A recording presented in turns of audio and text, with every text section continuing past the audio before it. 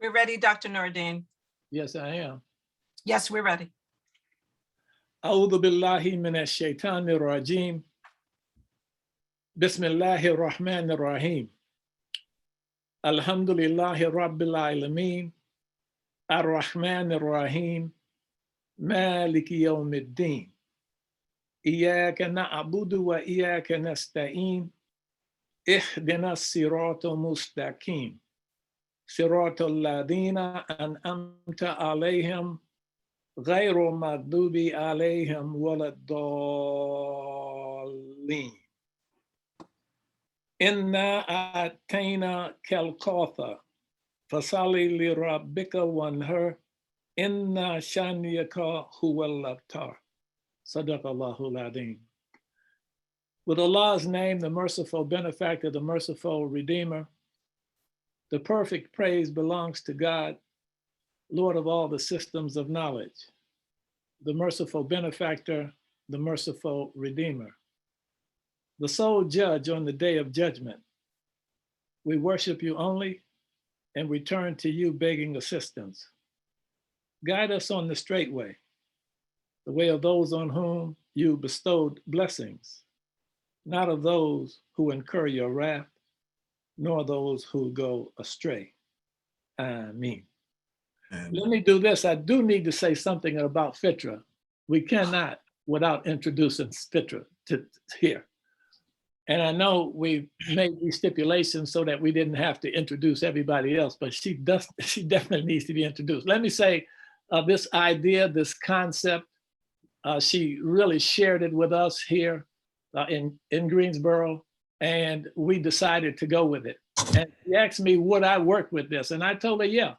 And quite naturally, Amatullah was already on board. So we really want to thank her for really showing us where the technical expertise was to make this happen, as well as the communication that she had with people in the community to open this door to make it happen. This is a real blessing here for us tonight, all of us as a community, and just wanted to recognize her for this commitment that she has made to pull all us together here tonight so that we can make life better for us as a community, starting particularly right here in Greensboro. Sister Fitra. Well, first of all, thank you, Dr. Nordine. Now you have cut into my 5-minute talk because now I have to say that I could not have done this without the team in Greensboro, North Carolina. That's yourself, Dr. Nordine, that's Madam Chair, that's Donna, and that's Abdul, and Imam Yamini, who is not with us right now. So I just want to say thank you to everyone for allowing me to work with you and perform good work on behalf of this community. Bismillahirrahmanirrahim. Assalamu alaikum, dear community, family, and friends. Welcome to our fundraiser for the W.D. Mohammed Islamic Center in Greensboro, North Carolina. Are you ready to hear some amazing stories in memory of our Imam W Deen Mohammed? May he be in paradise. To get the impact of my story, I need you to travel back to the 80s. I was in my 30s when Imam Muhammad offered a free plot of land in Elijahville. He said we could build a home, open a Claire Muhammad school, operate businesses, and be self-governed. Wow, being in charge at the age of 30 sounded so exciting.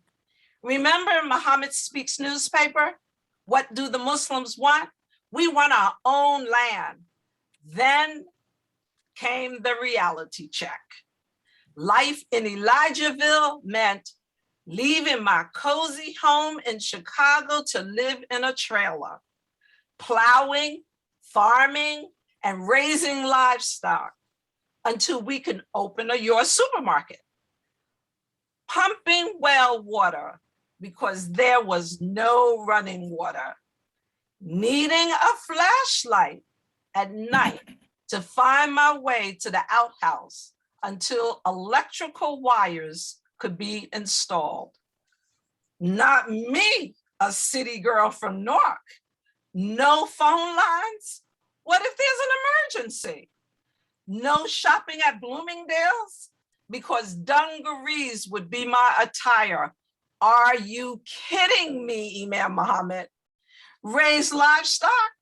I never owned a cat or dog. Plow land?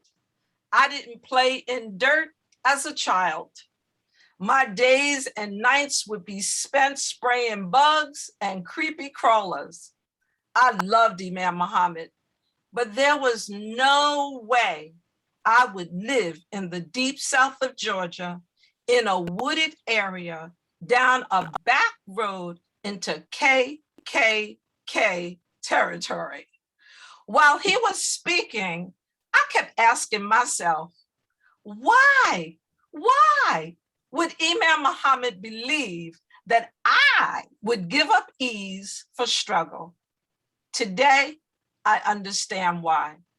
Imam Mohammed was born into an extraordinary movement, the Nation of Islam, raised by leaders, his parents, the Honorable Elijah Muhammad and Sister Clara Muhammad, raised with a strong sense of social reform, pride, and acceptance of a self-made cultural identity.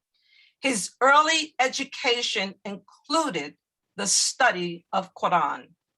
Imam Muhammad was now the leader of the nation. He was planting seeds in our young minds. He directed us to study the Quran and learn al-Islam. He focused our attention on the leadership of Prophet Muhammad, peace be upon him, and the importance of building community life as practiced in Medina. With a sincere heart, he trusted and followed Allah's divine guidance as revealed in the Quran to Prophet Muhammad. Imam Muhammad said, he may not live to see our progress, but we should give him a good future.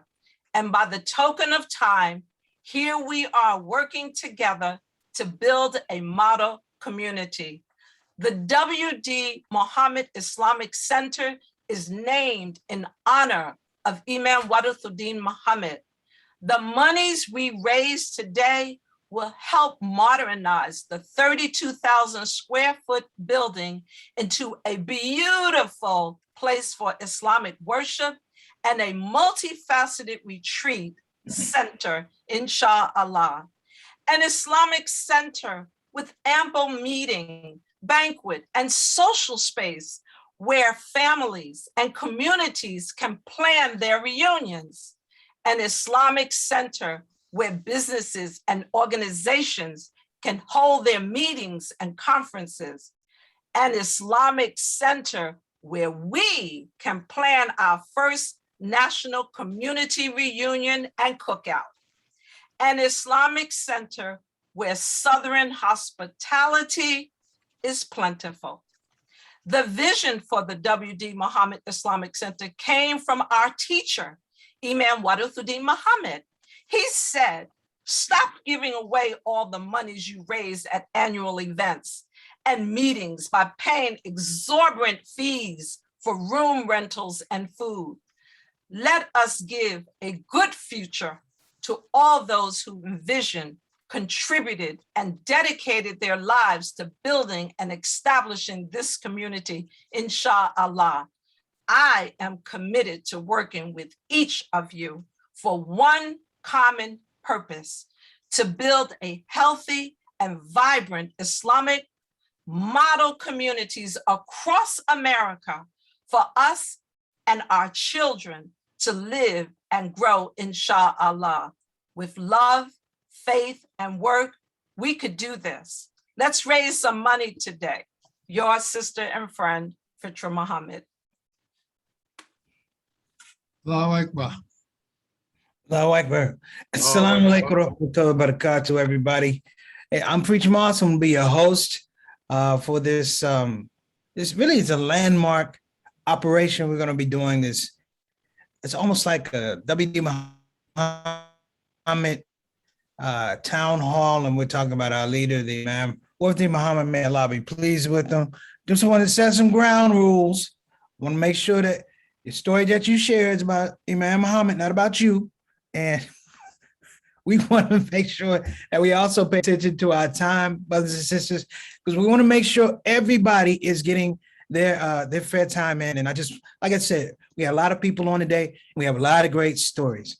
Unlike most of y'all, I don't really have a whole lot of Imam W Deen Mohammed stories. I have two. I'll tell one later.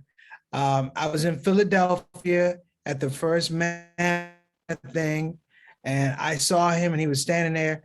I said, Assalamu alaikum. He said, Walaikum assalam. And then he said, would you mind moving? And that's what happened right there. So that was the first story. He told me to move.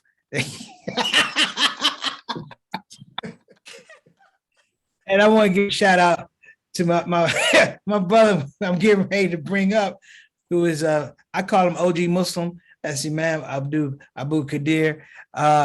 He will emphasize, we have to have some rules. So we're going to follow the 3 B's, even though it's 5 minutes. The 3 B's means be brief, brother. That's what it means. And bring it home. So other than that, I just want everybody to be ready. And though it is a virtual fundraiser, please do not be sending virtual money.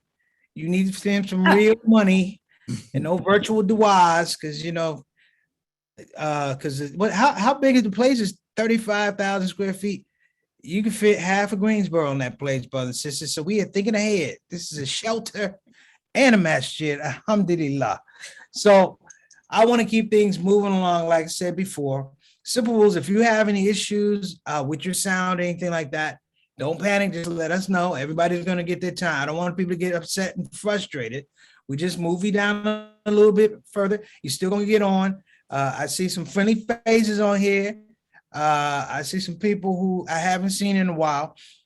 And the whole thing is, brothers and sisters, though it's virtual, because technology and the WD Muhammad community, we've been trying to balance that for a while. So we're going to take this to let people know that we are at least up to 2012 without technology. And I'm gonna tell you something else before I get y'all need to have some fun too. The jokes I have about Imam W Deen Mohammed, I will share some, but they're funny stories. And we have, of course, heart-touching stories and things like that. Share the funny ones. I'm about to bring up a brother right now, Imam Abu Qadir. I call him Big Guy, who took me on a Muslim version of Training Day around Oakland, Berkeley. I have never left a hotel at 9 and been late for a 10 o'clock flight in the evening. But I did it with Imam Abu Qadir, my beloved brother. Abu, you ready? Yes, sir. Hey, man, love you. Go ahead and let it roll. Assalamu alaikum. Wa alaikum assalam. Assalamu alaikum. Bismillahir Rahmanir Rahim. It is an honor to be included on this wonderful program to raise funds for Raleigh. I'm going to be very brief, as Preacher Moss suggested. I'm going to tell 3 real short stories about Imam W Deen Mohammed and my encounters and interactions with him. The first time I met Imam W Deen Mohammed in person, of course, I met him, as many of us did, by virtue of CDs and lectures and listening to him on the radio. But the first time I had to meet Imam W Deen Mohammed was in 1976. And as you all are probably aware, he was concerned about the least one in our community, the common believers. So Imam W Deen Mohammed was invited by a group of Muslim prisoners in San Quentin in 1976, and he accepted our invitation. So he came to San Quentin and he gave a lecture. The title of his lecture was "The Natural Elements Testified to the Truth of the Holy Quran and Prophet Muhammad." And that was a very enlightening lecture. It helped us immensely with the prison administration. And the imam at that time in the prison, his name was Emery Bilal Hansen. And when he introduced Imam Muhammad at the end of the program, after Imam had spoke, He said we had wanted to lay down palm leaves like they did for Jesus when he entered Jerusalem. He said, but we couldn't, we didn't have access to some palm leaves, so we made some shoes for Imam W Deen Mohammed. We made him a handmade pair of shoes. They were very comfortable shoes, had his initials in gold inside the shoes. And we were told that when he left from San Quentin and went to Oakland and San Francisco, he told the believers that he had just got some shoes from heaven. So that was my first encounter meeting with Imam W Deen Mohammed. And while the brother was talking, Imam said, brother, would you give me my shoes? And I was the person standing behind the curtain holding the shoes for Imam Muhammad. They were made by a brother named Jaime Abdul Musawir. He was married to a Latino sister. His name was James Solitaire, but she called him Jaime in her language. And then the next encounter I had with Imam W Deen Mohammed was after I had gained my freedom, and I was a member of the community in San Francisco. And from time to time, I used to go to the Masjid Muhammad in Oakland, and I would supplement my income with selling goods. So one Friday, I was driving by the masjid in Oakland, as was my habit. If I was in Oakland, I would go pop by the masjid. And I noticed that they had some security brothers on the back gate of entering the masjid. And I said, oh, it's security out here. That was unusual. I said, it must be something going on. Imam must be here. So I parked my car, I went inside, and on that particular Jummah, Imam W Deen Mohammed came there in support of Andrew Mustafa Hassan, Andrew Kandu, who was our Imam, who didn't get ratified through the vote. And then Imam asked the community if we would accept him to be our resident Imam. And I was the first person who spoke to him after we resoundingly accepted him as our resident Imam, and we worked together very closely. The last thing, I know I got 1 minute, Imam W Deen Mohammed sent myself and Muhammad Abdul Razak Sharif to Thailand to negotiate some manufacturing suits there. And we were successful with the help of John Abdul Haq and Anthony Griffin from Connecticut in purchasing 3,000 suits there. We asked Imam Muhammad to wire the money to Thailand, and the Imam's response was, I don't know those people in Thailand, so I'm not sending any money to them. I know you, so I'm gonna send the money to you. So that, I'll just stop there. And it was a pleasure working with Imam. The Imam helped us so much individually, helped me personally. It means so much to our community and to our future. The guidance that he has given us is excellent. We pray that Allah will bless this event with success. And I'm gonna pledge $500. Thank you.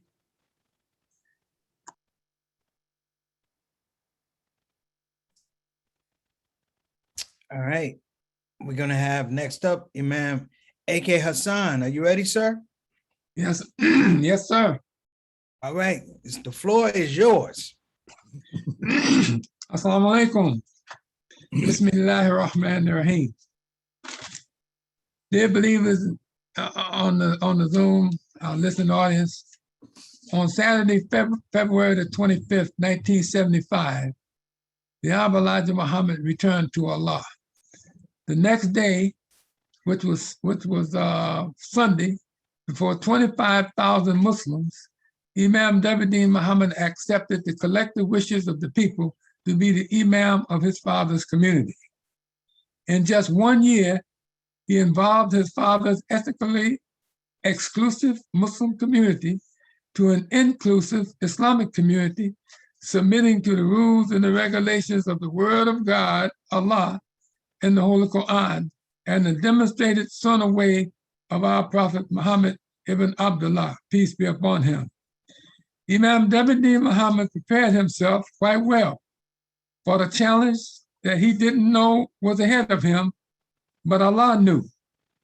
In 1967, Imam Muhammad left America on a journey that would take him to the sacred city of Mecca, Arabia, as a pilgrim to perform the ritual of Hajj, and a journey through the Middle Eastern Muslim countries before he returned. In a tent on Mount Arafat, a place of high elevation, physically and mentally, Imam Muhammad was introduced to some of the most learned Quranic scholars in the Islamic world. One of them from Pakistan introduced Imam Muhammad as the leader of Muslims in America. His name was Maulana Abu Ala Maududi, a great leader and scholar, and who completed the Quran in Arabic and English, entitled The Meaning of the Quran in 1967. In his talk, he cautioned the scholars that was in the tent not to go rushing off to America to lead the Muslims there, and that they would only bring their culture with them. He said, leave them alone. They will find their way. And he was right. The scholars left us alone, and we found our way, thanks to Allah. Imam Muhammad, long before that, had put his trust in Allah, subhanahu wa ta'ala. He sought guidance from Allah, whom he knew that only Allah and Allah alone could grant him that knowledge. He did not know, but Allah knew, that his father, who was also guided by Allah towards reforming a people downtrodden by 250 years of chattel slavery, which had removed all sense of desire and human manners and morals from them, and had built a community of over 90 temples with millions of followers in and out of America, from which Imam Muhammad could begin his mission. And in 1977, he would lead over 300 Muslims on a journey of a lifetime, pilgrimage to the sacred city of Mecca to perform the ritual of Hajj, just 2 years after his father's passing. Imam W Deen Mohammed was about making progress in a hurry, in education, in business, community life, building religious edifices that will attract people. Progress means moving forward. He moved forward many times in many different ways. In Greensboro, North Carolina, at a session of the monitoring team, he made this dynamic statement: leadership is in the resourceful people who represent the productive life of this society. Imam W Deen Mohammed was resourceful and he was productive. He was well qualified and he set the standard and the pace for future leaders in the community of Al-Islam. So, dear believers, he was well qualified and he qualified many of us. So I say to you, we thank Allah for him, and we thank Allah for the progress that the productive people will make in the coming years. Assalamu alaikum. Peace be upon you all. All right. Thank you, brother. Thank you, brother, ma'am. I appreciate you. That was a wonderful words. And I just want to say I love the flow of how everybody just going along. Enjoy the stories. You know, I thought about Imam W Deen Mohammed. You know, when I first started doing Allah Made Me Funny, I wanted to run it up the flagpole to see if it was okay. And he said it was okay, but he had a caveat, which was take it to our immigrant brothers and sisters. It was right after 9/11. He said, take it to them. He said, we're okay over here. We know what we're doing. We've been here for a very long time.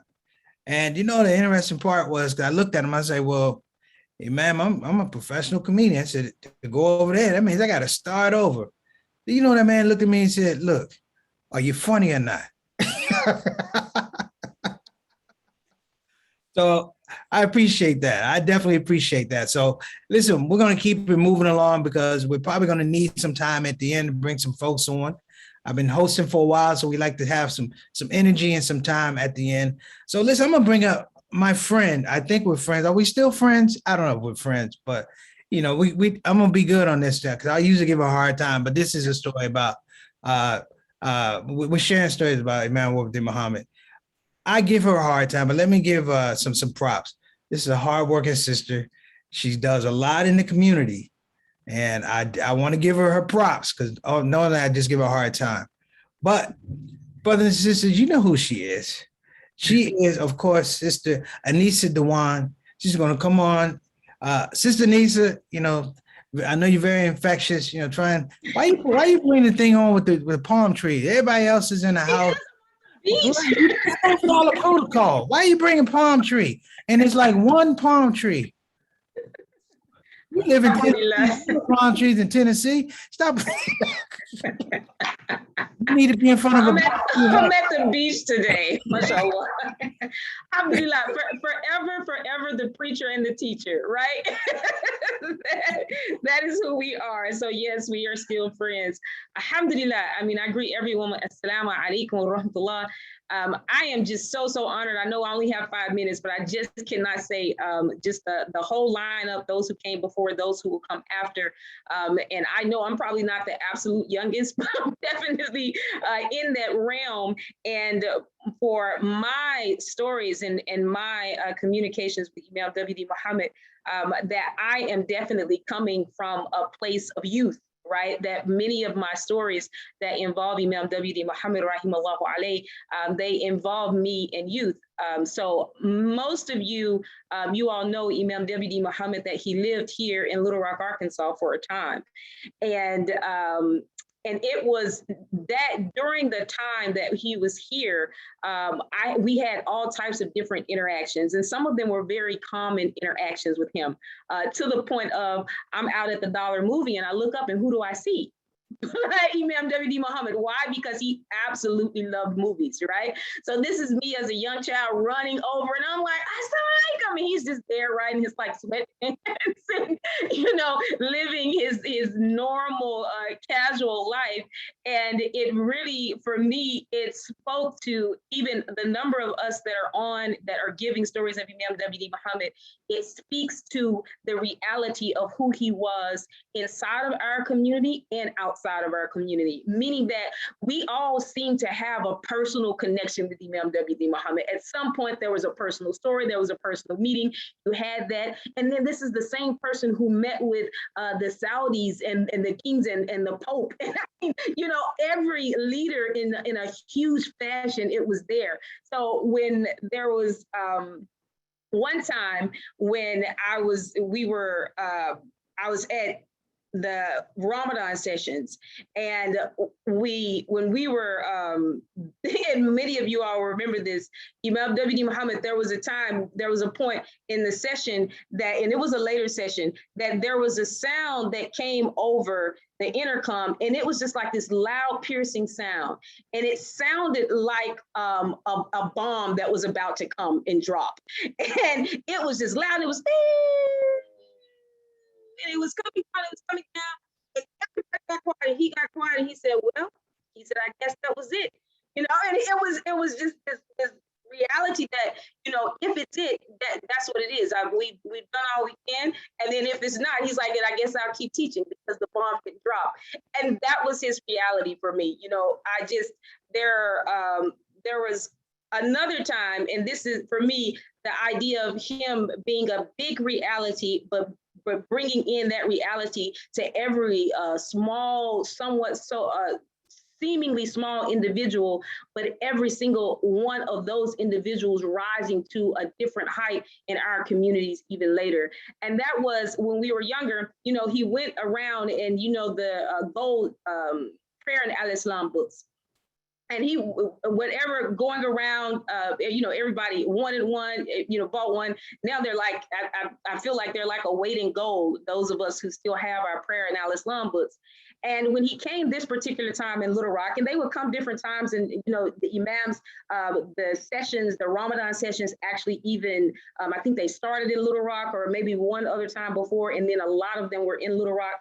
So all of the imams would come in during Juma, and it would look like some type of huge event. We're little in Little Rock, so all of these imams, Imam Kazim, all these different people, all these different imams from all over would come in, and Imam Muhammad come in, graciously. He would sit on the carpet. He would never say, "Oh, I need to do Jum'ah," and he would sit on the carpet there, listen to whatever khatib, right, was giving the khutbah, whether it was from our smaller communities or one of the visiting imams would do Salatul Jum'ah. And one time, Imam Muhammad Ali came with him. And so this is me as a child, right? And we're able to tell these stories now for us, and people have all of these figures that are so big in their psyche, but we have them as big, but personal. And he came in, and Muhammad Ali was there, and he signed all of our prayer and al-Islam books. And like till this day, right, we still have in my family a number of our prayer and al-Islam books that Muhammad Ali signed, that here I am, I'm sitting with Muhammad Ali, with Imam W Deen Mohammed, with all of these great leaders, and I'm just at home. And so for me, the reality of Imam W Deen Mohammed that was so big, but so personal, allowed us to go beyond the scope of just being this quote unquote small thinking people. So my last story was in 2008, right when Imam W Deen Mohammed passed. That was the very first year that I did Ramadan sessions in Little Rock. And going on that same format that Imam W Deen Mohammed had established for us, we had sessions every single night. I taught every single session, and they were powerful sessions. And I remember something coming to me right in my psyche that was from Quran that I had never really heard anyone else say. And I thought to myself, I have to call Imam W Deen Mohammed. And now look at this. In our scope, that here I am and who I am, and I'm thinking I need to call Imam W Deen Mohammed and check this, and not thinking that it was an impossibility, saying that this is a reality, that this access is there. And for me, that is the big thing of Imam W Deen Mohammed, the access was there. And Allahu Alam, he actually passed before I was able to do that, but Allah gave me clarification from Quran on whatever he had given me during that Shahr Ramadan, and it has brought light upon light to our community. And that is what Imam W Deen Mohammed does for us, and it's light upon light, and we are ever so grateful, and we are ever so grateful to be in this group of people. Assalamu alaikum. Thank you so much, Anissa. I just want to say I lost the bet because you kept your 5 minutes. I appreciate you, though. I appreciate you. I have to say I had one Imam W Deen hookup. Anyone here got an Imam hookup? I'm gonna tell you this hookup, and then I'll introduce the sister to you. I'm in LA. I just moved to LA to start stand-up. I go to a Muhammad Ali signing thing, and I'm sitting up there, and I'm in this line with a bunch of people, and I see a brother, and we went to the restaurant. We were both making wudu. He's like, "You Muslim?" I'm like, "Yeah." So he happened to be from W Muhammad community. So he used to make these paintings. So he hooked it up. So we got to go and see Muhammad Ali before everybody else. Now, I'm a comedian, and I see him, all of a sudden I forget what to say. And I give him the greeting, and the guy's like, "Say something." I said, "Muhammad Ali, you're the greatest." He goes, "I know." And then he says, give me $1. And I gave him $1. And I didn't know he did magic tricks, and he made my dollar disappear. Now I'm a broke teacher in LA trying to do stand-up. I was like, "That's a good trick." But in my side, I'm like, "I need that $1, man." And he's like, "You want your money back?" I'm like, "Yeah." This man reached behind my ear, gave me a quarter, said, "That's your $1 after taxes." So, Sister Kalila, I'm gonna bring you up, but look, I need that 75 cents. So, brothers and sisters, you got it, brother. You got it. I'm happy to bring you on.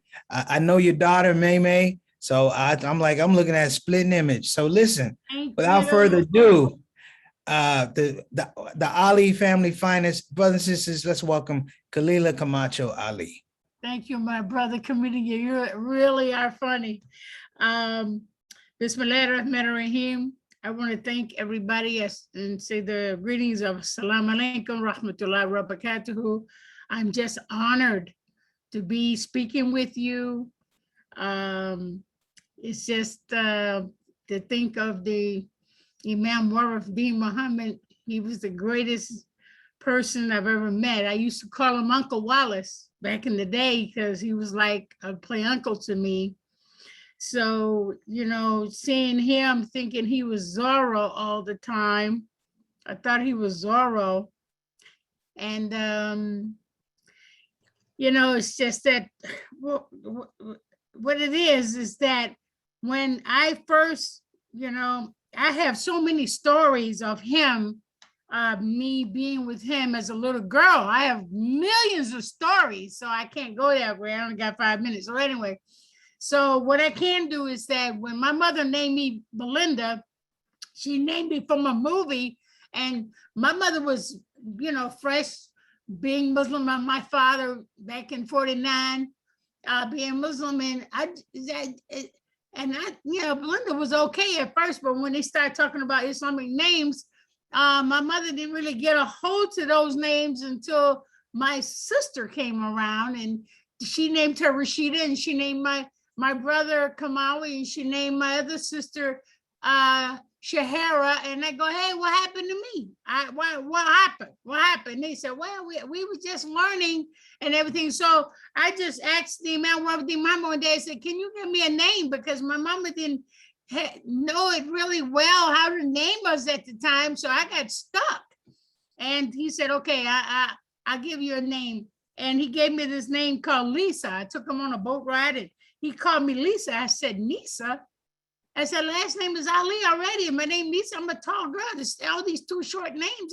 I just don't feel I don't feel right about it or something. Something just didn't make me sit easy. So he had me over to the National House and he said, I want you to serve dinner for me. I have some people coming in. And I said, okay. So I started serving the dinner and I went all the way to the end of the table. And he said, Khalila. And I said, yes, sir. He said, now you know what your name is, your answer to it. And I caught myself answering to that name immediately. There you go. So that's that part. That's why my name is Khalila. He told me how to write it and everything and what it meant, and it was an honor. But most importantly, as I was growing up in the Nation of Islam and the Imam, I had a lot of doubts and a lot of questions. And until when he came along, he started answering a lot of my questions and answers. And most importantly, he was doing the prayers and he was trying to get all the Muslims together to listen to him as an imam. What he did, he said, look, you come to my house and be with my family and I'm going to show you how to perform the proper Ramadan. So I was in his home and I stayed in his home with his family, with Layla and all of them. And we learned the true, proper form of Ramadan. And it was the most beautiful thing I've ever seen in my life. We were real close to it, but not exactly, but we was close to it. And then for him to have all these men in the Nation of Islam to start learning the Quran. And when that started, that was like unbelievable to see these Black men that I grew up with and around, and they can sound and understand that Arabic just like the people from Arabia. And that's just one of the miracle things that I've seen in being a Muslim, growing up in the Nation of Islam and growing up underneath the flag of the W Deen Mohammed. I mean, it was just a blessing. It was just a blessing because a lot of stuff didn't jive with me and it just didn't look good. And when he came, it was like a fresh air. It's like a new life for me. And if it wasn't for him, I wouldn't be here with you today. And I think because of me struggling and going through a lot of things with Muhammad Ali and growing up to graduate and become a famous girl when a lot of Muslim women weren't really famous during that time. It was a lot to entitle, but I thank my mother and my father for giving me those 2 lives. I have 41 minutes left, and thank you so much, brothers and sisters. Give, please give, so we can live, and so we can go into a Jannah and go and be in Jannah, doing a good thing on this life at this time right now. And please give, please give. This is a good thing. And inshallah, the book will be out soon. I'll be down in Greensboro giving that donation. Like I said, I would, inshallah. Thank you so much. Beautiful stories, my dear sister Dawn. Thank you so much, Sister Anissa. Thank you, the Imam Hassan. Thank you so much. And Brother Abdul Qadir, we had so much fun at your house. Thank you so much. That's my time. The thing is clicked off. I got it. I'm done. I have my little clock timing. I don't want you to think I go overboard. There you go. I got right. right here. I got the ticket. I believe you. I believe you. 5 minutes. You said. You are on top of your business. I believe you. Yeah, because you know us Ali's got long wind. We can talk forever. We talk forever. Hey, you can go. I know you can go. It's all good though. Okay. I thank you so much for sharing that story. I really like it. Let me just check it. Kalila. All right, Yes, you know. That's all right, brother. I got to get your number. Y'all got to call me and give me your number, because I want to do a comedy show and show some clean comedy, and I want you to be the star of the show. Well, you know what? I'm trying to get your daughter out of retirement one more time. She's out of retirement. She's oh yeah, that's going to be a tough cookie to crack. You know that, right? I got her to do it twice. I don't know if I can press my luck. That's right. Try anyway. I love it. I love her. Thank you so much, Sister Khalil. A lot of energy. We appreciate you. Thank you, brother. All right. So y'all see how this is working out, right? So we're gonna do some speeches. You're gonna enjoy it. We got it. We need some money. That's what it is. Everybody nod their head. There you go. You need some. Show me the money. There you go. So all I'm saying is, listen, we're gonna be doing that. I'll figure out what I'm gonna do out of my budget to give to the W Deen Islamic Center down in Greensboro. We're gonna make that happen. And I'm gonna tell you guys something too. The story of how they got this facility, I'm sure you're gonna hear about it. It's a miracle upon a miracle upon a miracle. Literally, in any other situation scenario, they're not supposed to have it, but they got a COVID blessing. They got a COVID blessing. I know. I'm just saying that the center is COVID free, but you got a COVID blessing because somebody defaulted. They got a big facility. They're fixing it up. You know what they're trying to pay off is minimal, brothers. Sisters. Not to say minimal, I mean minimal, meaning that we can do it. So let's just do it. You know, I see other communities do it. We need to just be able to do it too. So that's number one. Number two is, you know, we need to also get the link up, the give link. Need to put that in the chat space. So when the people are checking us out, they can't say they didn't have it. It was right there. We gave it to you. So that's the other thing. Another thing too, brothers and sisters, like I said, man, we just want to make sure people are enjoying themselves. You know, this is a crazy time. One of the reasons we're doing this again on a Zoom, we're trying to make sure that people are observing health protocols and things like that. And, you know, with COVID has done a lot of things, but it's also made us very creative. And it's also made us very grateful and giving. So I would just want to make sure we're tying into that as well, because we got some great stories. We have wonderful stories. And I have to say also, I did my show earlier today on the shout out show, and it was just basically, I talked about the W Deen Mohammed community, if you will. And I just talked about our generosity, literally how we're a miracle upon a miracle upon a miracle here in the United States, going back to NOI, to here to now. It's like, we're not even supposed to be here. So this thing that we're doing right now, I want you to take really, really close attention, understand that we are destined to be able to do this. Meaning that it doesn't have to happen, but we're destined to do it. We have an opportunity to do something that is amazing. I'm just saying, make this a part of your legacy, and please, please give. All right. We got an extra minute. I'm going to give it to our next person. Imam Bashir Ali. Brother, are you ready? I see you. Yes, sir. Man, hey, whose masjid are you in, boy? You in, yeah, that look like, boy, you in somebody's masjid. That's not even your spot, is it? It's my virtual masjid. Yeah, all right, brother. Listen, thank you so much, man. The floor is yours. Thank you so much, my dear brother. Assalamu alaikum, dear believers. And thank you all very much for this great opportunity. And thank our brothers and sisters at the WD Mohammed Islamic Center in Greensboro for this wonderful invitation, this ability to share our stories about Imam Muhammad.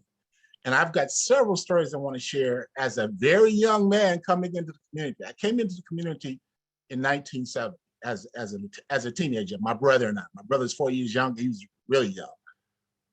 And it was the time of the Nation of Islam. I want to paint this picture because I want to share how Imam Muhammad changed our culture.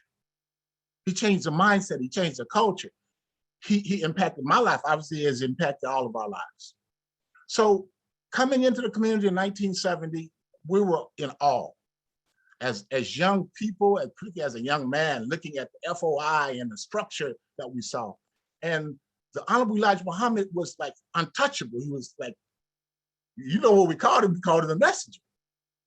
And I came into Chicago. So I was at headquarters in Chicago.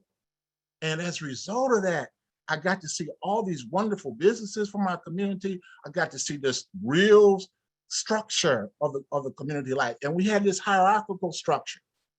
And we had the Honorable Elijah Muhammad, we had the Holy Family. That's what we call them in Chicago. Then we had these top ministers and officials throughout the country that would come in once a month on 4th Sunday. And then we had what we call the small town ministers and officials that would come and be present in this big gathering once a month in Chicago. And so that was the atmosphere, that was the culture. Starting in 1973, 74, as you know, Honorable Elijah Muhammad took ill. So as a young man, I was back and forth between Chicago and my college, because I just went to college in Champaign, Illinois, but I would come back almost on a weekly basis on Wednesdays to hear the teachings in Chicago. So this new minister, he wasn't new to many people, he was new to me, because I was used to Minister James Shabazz and Minister Yusuf Shah in Chicago. Minister Wallace came on scene and he blew our minds. His teaching was phenomenal. A lot of people don't know. Imam Muhammad was a scholar of Bible as well as a scholar of Quran. Back in the mid-70s, when he was in this middle of transition, because Honorable Elijah Muhammad had him take the rostrum in 73, 74, he came out of Class C. He brought him out of being ostracized by the community and put him on the rostrum, which was a sign for everyone. So he began teaching to the believers in Temple in Chicago, and it was no doubt this brother was phenomenal. So he blew your mind. As a result, I as actually in 73, 74, I was still in college, but I was graduating right around the time of 1975, and I went to another city and I became a young imam. At that time, a young minister. And as we know, in 1975, the imam became the supreme minister. At first, it wasn't Imam Muhammad, he was Supreme Minister Wallace D. Muhammad. And so we were in awe of this new leader. And I had a chance to, as a young minister, to sit in front of him several times. He would address the ministers. I was still in awe. One time, and I'm saying this as I close out, one time he invited us to the Salam restaurant, all the ministers, the little town ministers as well as the big ministers. And I went to the Salam restaurant. I happened to be the first one there. And I walked in front of everybody else. Imam Muhammad came out and came to me first. I'm the youngest guy there. I'm in my 20s. I'm a young minister. There's all these veterans are walking in. He comes to me personally, bows his head like he's honored to meet me and shakes my hand. Assalamu alaikum, brother minister. I was in awe. He had changed the culture. He was sending a message that he's honoring the little people, the people who are unseen, not the big folks that were seen all the time. He walked up to me on purpose to send a signal A month later, I sat at his table with the little ministers, and he gave me the name Bashir Ali. And later on, as he began to teach on that name, I understood the power of the name he was bestowing upon me and the great responsibility I had. That changed my life as he changed the culture of our community. Thank you so much. I'm going to match my brother, Imam W Qadir's donation of $500. And I urge everyone else to try to come up to the bar and do the same or do more. Thank you so much. Assalamu alaikum, my dear brother. I took 30, 40 extra seconds that you gave me.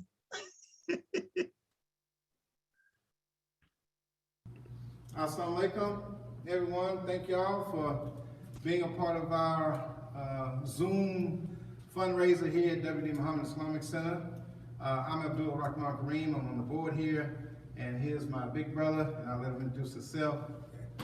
My name is David K. Hassan. I'm the president of the NMBC, the National Muslim Business Council. We're here to assist and help the community here with WD Mohammed Islamic Center, New Africa Cultural and Business Center. So we're here, and we are there to lend our support. And we need y'all to help us pay the building off and different other things. So here's a full kitchen. You're in the back of there, so camera crew, follow us. We're gonna run upstairs and try to show you more of the facility. Well, one of the things about the facilities, we talk about housing pretty close to over 300 people. It can be housed for the band, weddings, banquets, graduation. Matter of fact, my granddaughter graduated from A&T, and she used the facilities here for her reception.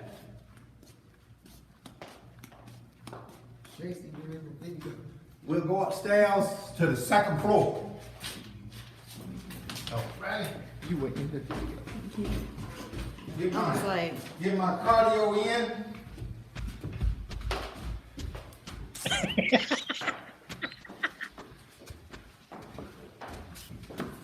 So we want you to see the classroom area. Of course, we've still been renovating and trying to get everything up to par, but we just wanted to show you. This is the second floor, and there's classrooms on both sides. And then here's some of the areas we want you to come and you can have your conference here, your retreats here. Okay. We have a building you can camp out here. So let's run up to the other floor. Let me show you. And also we have the history of this community down the hall as well. Yeah, we're gonna put a history room there. We got, of course, a library, bookstore.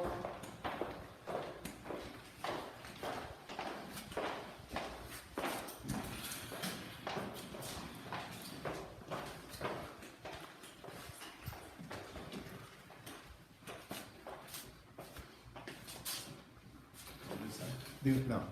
Third floor?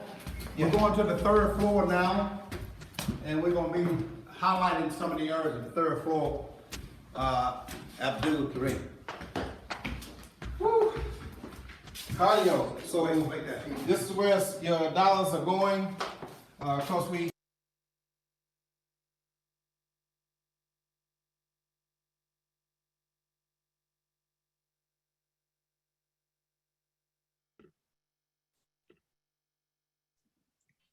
Okay, we're back. I don't know if that was the end of the tour. That's part one, more to come. Okay, all right. We'll give a shout out for the camera person too. I've never seen the video with the camera person in it. Alhamdulillah.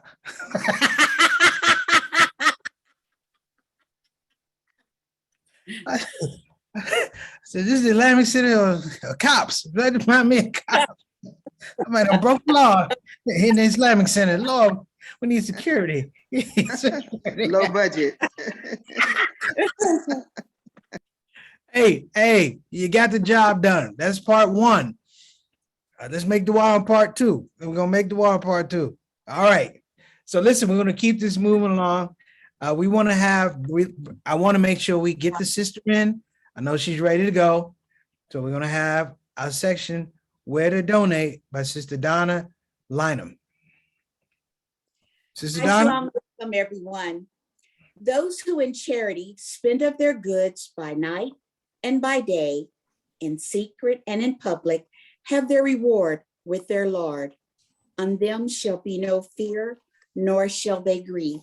So go to our website at WD Mohammed Islamic Center.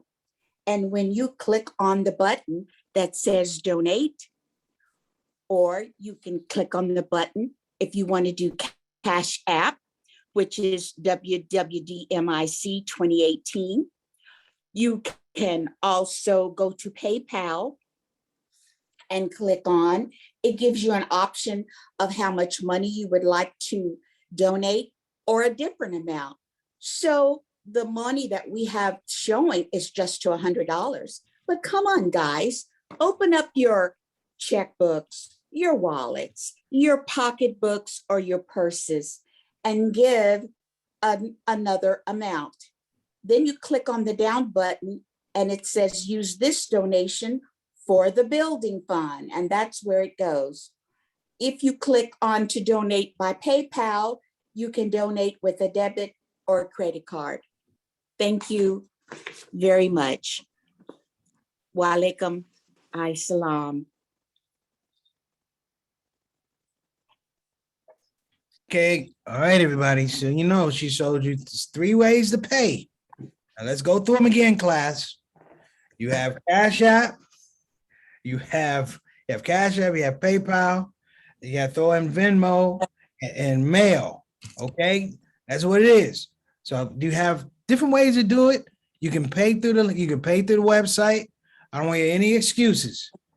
So I'm gonna start donating. Dr. Nuruddin has already donated $500. Alhamdulillah. Dr. Nuruddin. Yeah. And I got You in for 5? I got some more too. Are you in for 5? I'm in for 5. Who else is in? I'm with you then. We in for 5. Okay, it's done. I know it sound like we getting it sound like back in the day when we didn't have money for gas for the car. Hey, Sister Fitch, what you gonna put on it? So again, Sister Donna, thank you so much for letting us know. And we should make sure we put that page up again one more time. Payment by mail, WD Mohammed Islamic Center. That's also in the chat. So let's make sure that we pay attention to those things. So I'm going to keep it moving, if you will, because I know we have somebody going to bring up a little bit later. I want to bring to the stage one of my man right here. I want to bring him up here, brothers and sisters. Brother Clyde El Amin. Assalamu alaikum, my brother. I'm happy that I'm the first one you put on stage. So I got to live up to that honor.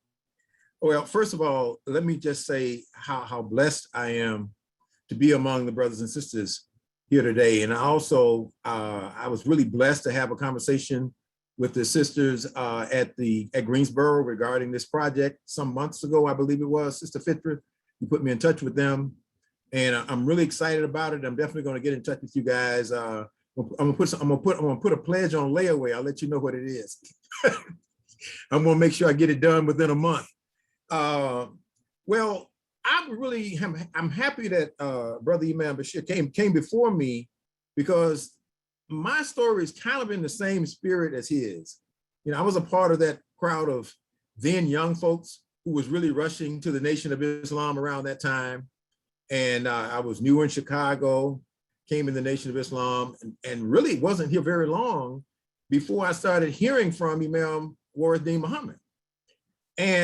But the first 3 or 4 times that I heard him speak, I couldn't see him, because I had this assignment on the secretary staff. So we were always in the back while the lectures were going on. You know, I didn't need to see Minister Yusuf Shah because I knew what he looked like, but I didn't see this guy. But I'm sitting back there listening. I'm saying what he was saying was like lifting me out of my chair. I was like, I've been waiting on this. Man, God, who is this dude? I mean, that's really what I was saying in my mind. And I finally saw him, and I'm saying, like, he's just a short little regular guy. You know, I was looking for this giant to come out, and it was really something that this man's power was just that. I mean, I've never seen anything like it. I never heard anything like it. I had never been impacted by anything like I was impacted by what I was hearing. And I had been on this journey of really trying to get a greater understanding of al-Islam, which we were calling Islam at the time, before I came into the Nation of Islam. I had read some of the scholars. I'd seen some of the books in the library. We actually illegally took a few of them home and brought them back. Because back in the day, we were Black. We thought we were liberating the books because we felt like obviously they didn't want us to know that they had these books. And I've been in Chicago for almost 2 years when this occurred. The next time I met him, and I don't know where the time, oh, you got the time down there. I was teaching in the school. I came to teach in the school, and I had totally bought the idea that all the young men in our schools and in the Muslim schools were geniuses. And I had this class of 7th grade boys, about 40 of them, and they decided they were going to game me. Somehow the word had gotten around that I must be naive or something. And these guys decided not to do any work. Well, I'm old school. I went to Black school in Montgomery, Alabama until I was in the 9th grade. And I never had any teachers who played around at all. And of course, I'm believing like, no, you guys are practically geniuses. I had heard all the PR about them, so I wasn't believing. So they would not do any work. So I said, I'll tell you what, I'm going to give you grades to take home to your parents until you decide to do the work. Since none of them had done any work, I gave all of them Fs, sent them home. I had a rough 3 days following that. and the word got back to me that I was going to be fired. So I'm saying, okay, worst case scenario, I get fired. I go back to city colleges. With the salary I'm making, I probably get a little raise anyway, but I hope that nothing happens. So then I get a call, about a month and a half passes, and I get a call that Chief Minister then wants to see you at his house. So I'm saying, well, I know I'm gonna get fired now. So I said, I go get my car. So, oh, no, we'll drive you. So they're gonna put me in the big car and take me over there. I know I'm getting ready to get fired. So I get in the big car and I go over to his house. And I am struck by the humble way that this man lives. It wasn't in line with how we were trained to see someone who was a leader then. And we go in and we start talking. He wants to have a conversation about education, what I think about education. And I'm saying to myself, I wish he would just go ahead and fire me and get it over with, because I'm getting pretty nervous sitting here. And he started talking to me about, what he wanted for the schools and what did I think, what did I think about curriculum, what I think was good. I said, well, we got some of the smartest kids in the country. I think we should give them the best curriculum in the country. We had this conversation back and forth.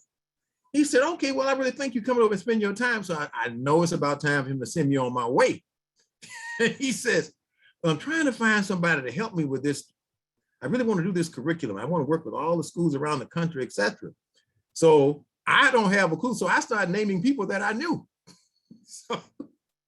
And he asked me about each person I named. And he said, well, what about you?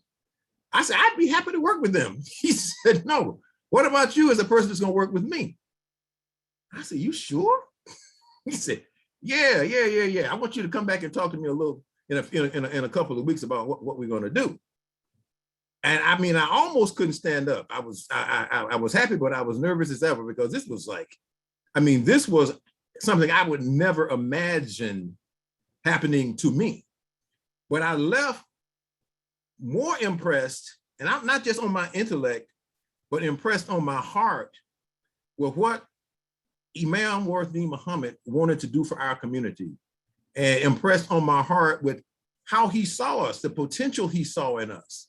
He really saw us as being, he used to use the term the body of Christ. A number of terms were used designating us as the people who were going to really lead our people out of the situation that we were in, and consequently really lead this country out of the situation that it was in, because none of us are separated from this situation. And the last thing I'll close with, how many minutes do I have? Somebody tell me how many minutes I have, so I won't go over. Hold your hand up. Conversation with the Imam were never just about conversation. It was always about starting some work. When you left the room, you had an assignment. And it wasn't an assignment that he was going to just leave. He was going to help you with the assignment, help you by giving you direction. And I remember the one time that struck me was the time I went in thinking we were going to just talk about what we were going to do for graduation or something. He said, you know, we got to have our own college. I said, really? He said, yeah, we got to have our own college. I said, he said, I heard you work for the Board of Higher Education. He said, yeah. I said, yes, I did. He said, well, we need to start doing whatever we need to do to get our own college. And look, next thing I know, we were in the project. We got it done. He looked at and approved everything. We submitted it. And I knew people at the Board of Higher Education, and they said, look, not only did you guys meet the requirements, they said, this is actually the best application we've ever had for a college in the state of Illinois.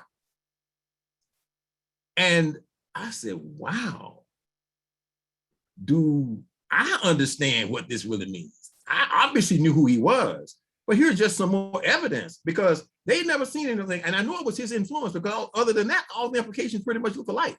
So that set me on a certain journey, I'd say, in terms of what my responsibilities were to my people. So I will close with this one. The last thing I remember, the last one I want to relay to you was I was having a conversation with him about just the accomplishments of African-American people. And we had this conversation about George Washington Carver. And I was telling him what I'd read about how George Washington Carver approached science, approached nature, but a belief that Allah had put something for our good in everything that he had created, every plant that he had created, everything in nature he had created. And he really wanted to carry this conversation further. He said, well, you know what? He said, he was an Islamic scientist. I said, wow. This put firmly in my head and in my heart that our people deserved this leadership, not just those of us following him, but all of our people who have been in this struggle here in America. And Imam W Deen Mohammed was a gift to all of them, through us particularly, to all of them. And I just want to try to live up to my part of delivering that gift. So thank you very much, brothers and sisters. It's an honor to be with all of you. There are some luminaries here like the one that's going to follow me. And you have just all been a blessing in my life. All right, brother. Thank you so much. We appreciate you, man. Appreciate Keep you, holding brother. it down. All right. So next up, I don't know if y'all know this guy. This young face, little suspect. I seen him around. And he's all right. I seen a couple of his cookbooks.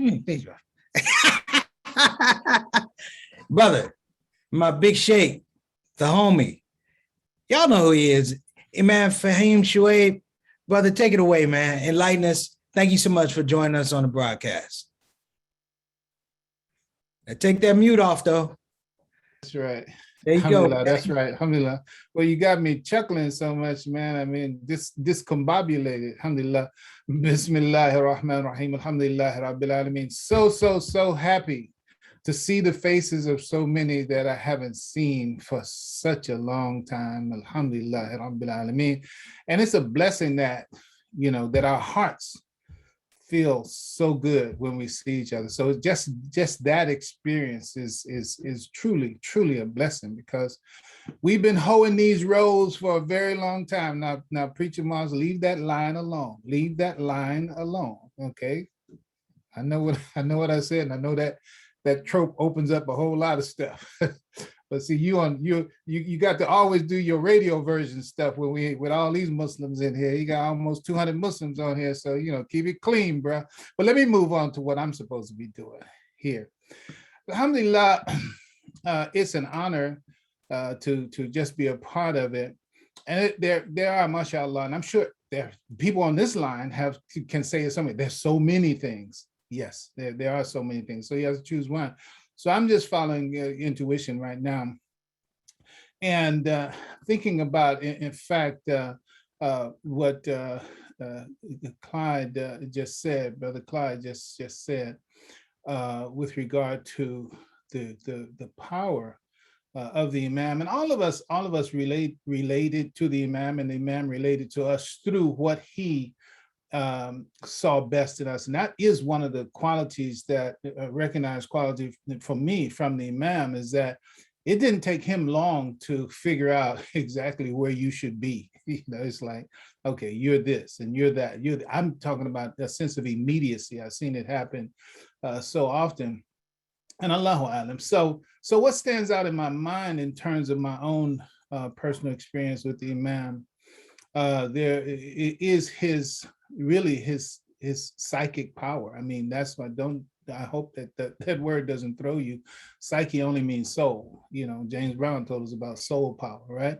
So he had and has, I can say even, this soul power, this psychic power. So of course, in one of my travels, or rather the incident that I'll speak to, one of my travels was with him, just he and I, in the car. And we were riding, and he's talking, and I'm hearing, then he'd stop at some point, and then I'm wondering why he had stopped, and then conversation would pick up again at a certain point. I'm listening, and then he would stop, and then it registered on me as, oh, he's expecting me to complete the idea. This is one of the things I have to stop myself right here, right now. Maybe it's not necessary. Maybe it's just my own conscience. I don't think any of us can say anything about the Imam without it shedding positive light on us. But my hope is, and I'm saying this for myself, that I'm not trying to throw flowers on myself or spotlight myself. I'm just speaking about the experience to highlight the kinds of powers that Imam Muhammad manifests, and I hope and pray that everyone, it feels the same way. But I have to, I'll go on. So as he's talking, so this was like an all-day kind of situation, the hours that we spent together. So when I realized that he stopped, he would stop, then I came to understand, oh, what he wants me to do is continue his idea. Okay, he's saying this, continue his idea. Either ask a question or make a comment that shows that you hear and understand what I'm saying. So it's sort of like, it's just like stop like mid-sentence and mid-idea. And when I realized, that was the case, so I just took up on that. I didn't ask him, is this what you're doing? I didn't ask him. But then finally at the end of the day, we were sitting down eating together, some restaurant somewhere. And I asked him a question. Yeah. I asked him a question, and so he started answering the question. And as he was answering the question, literally, my experience was, it's as though it's like I was in like a closed-in space, like a telephone booth, if anybody can remember those, like in a telephone booth, and the water was rising. As he answered the question, the water was rising. I could feel it that way, until the water was getting so high, then it was reaching my nose. And I'm saying in my mind, as he's answering the question, I said that if he doesn't stop answering this question, I'm going to drown. That was my experience. And he stopped answering the question. It was like real, and I'm sure he could see it in my eye, because mashallah, Allahu alam, I never asked him about that particular experience per se, but right after that, I did ask him a question. So I was relieved when he stopped answering the question. So then I asked him a question because of what had gone on that day. I said, Imam, is it possible for individuals to communicate to each other telepathically? Can you speak to each other without direct lines of communication?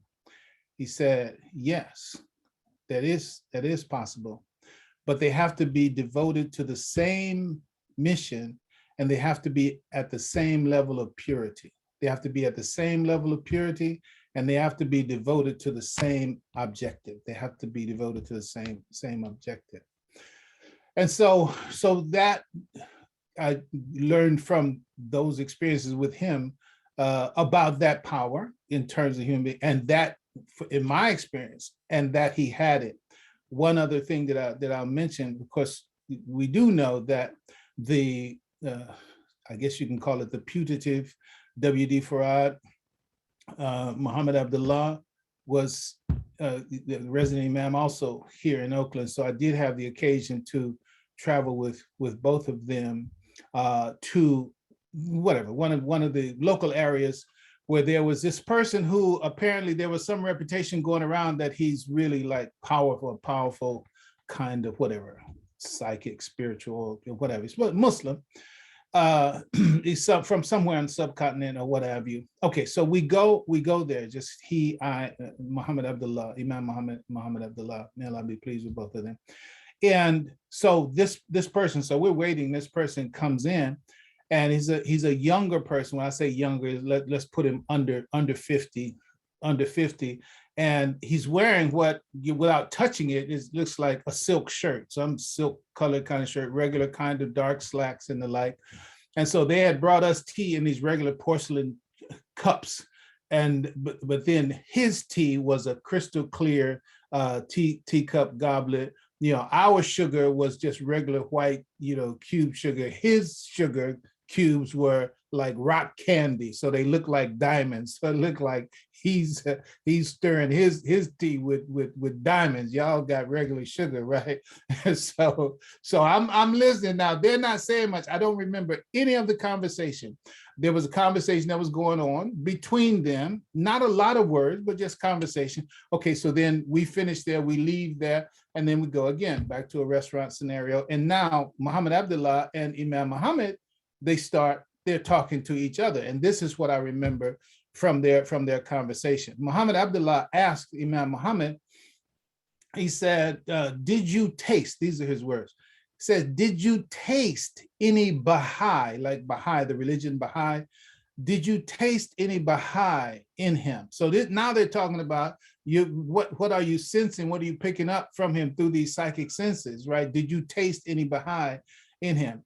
And then the Imam said, yes, but then the Imam also, the Imam followed, he said yes. And he said that no real Sufi ever identifies themselves as a Sufi. So this person had made some statement that, he's a Sufi and blah, blah, blah. The Imam said, no real Sufi will ever identify themselves as a Sufi. Then the Imam said, amongst us, he said, I'm a Sufi, but I'm a rational Sufi. And that experience also says several other things, but that's what I'm offering, along with $1,000 pledge to the building fund. Alhamdulillah. You just put pressure on me and Dr. Nurdeen. I'm going That's old all school. right. I'm going old school, man. Come on now. Wait, You know how that FOI thing is.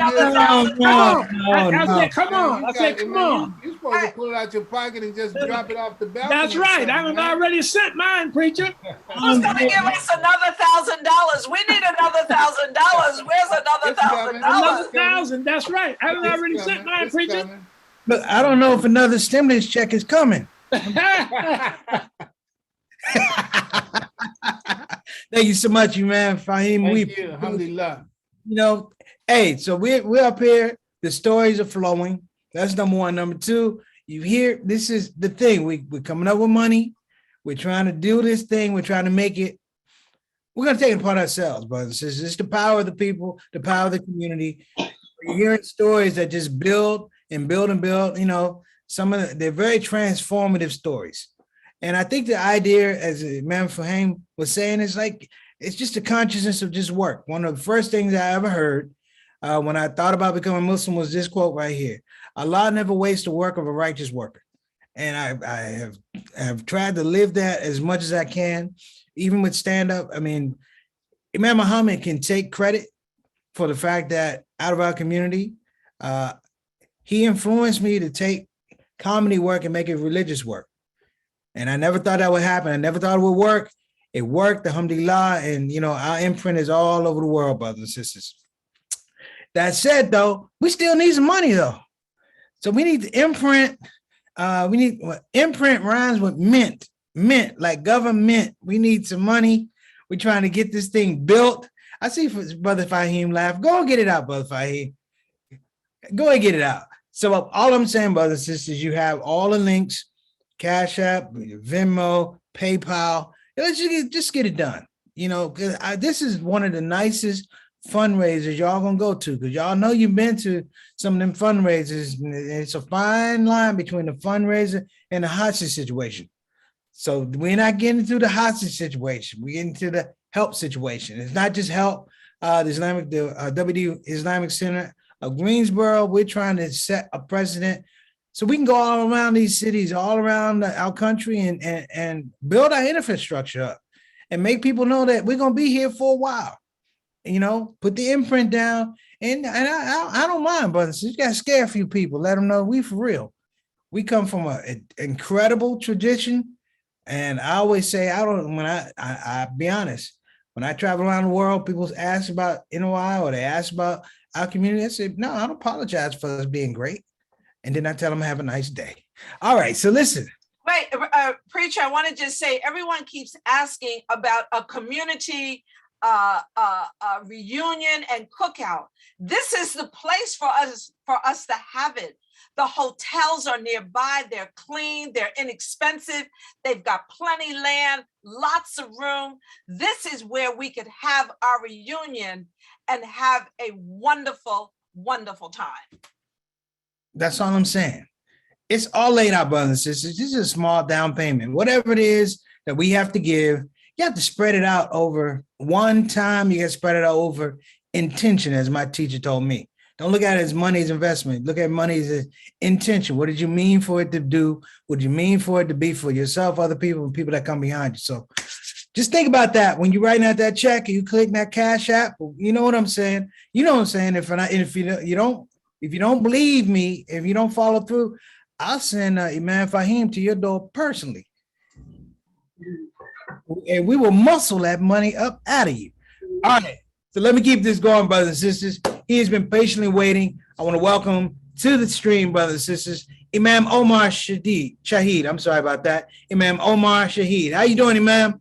Doing well, doing well. Assalamu alaikum to you and everybody. The floor is yours. Yeah, I got Bismillahir Rahmanir Rahim. I have two stories, short stories. One, the Imam came to South Carolina for a speaking engagement in the early 80s. He was traveling by himself. I picked him up at the airport and I said to him, well, Imam, where would you like to go and get something to eat? He said, Hardee's. It kind of got me off guard when he said Hardee's. Then I carried him to Hardee's. And so some other imams in security came in town and they said, well, had the Imam eaten yet? I said, well, yes. But where did you take him? I said, Hardee's. Hardee's? I said, that's where he wanted to go. I recall on one of the trips to Saudi Arabia with a delegation of imams led by Imam W Deen Mohammed. It was at a breakfast that the Imam, he was in the habit of conversating and having what we will call table talks, okay? So that particular morning at breakfast, he put a question to those of us who were there. Imam Fahim was there, Imam Yahya, Imam A.K. Hassan, Ronald Shaheed, and several other. He looked and he said, do y'all know what is phenomenal? Do you know what a phenomenon is? And we looked at him kind of inquisitively, but he sensed that we were waiting for him to complete what he asked. So he said, it is to evolve out of a thing and then turn and evolve the thing that you evolved out of. Hey, boy, that caught us. Because he evolved out of the Nation of Islam. And then he turned around and evolved the Nation of Islam into mainstream Islam. That was very profound. It stayed with me. On another occasion, we were in Rome, and that was a question and answer session with the Imam from different Muslims from all over from 20 different countries. And one sister asked the Imam, said, you said you'd like to be a leader for all the Muslims. How do you think you could be that leader with all the different schools of thought, discipline of thought, etc.? He said, well, he said, I wasn't born in Islam. I had to think my way into Islam. And he said, so I'm a thinker. I'm freer than most of the scholars of the world. I'm a thinker, a free thinker. Those things stuck with me, still stay with me today. And so I would like to say in terms of the WD Mohammed Community Center that Columbia, South Carolina, will pledge $500 towards a great effort. And may Allah continue to bless us all. Assalamu alaikum. Thanks so much, Imam. We appreciate you.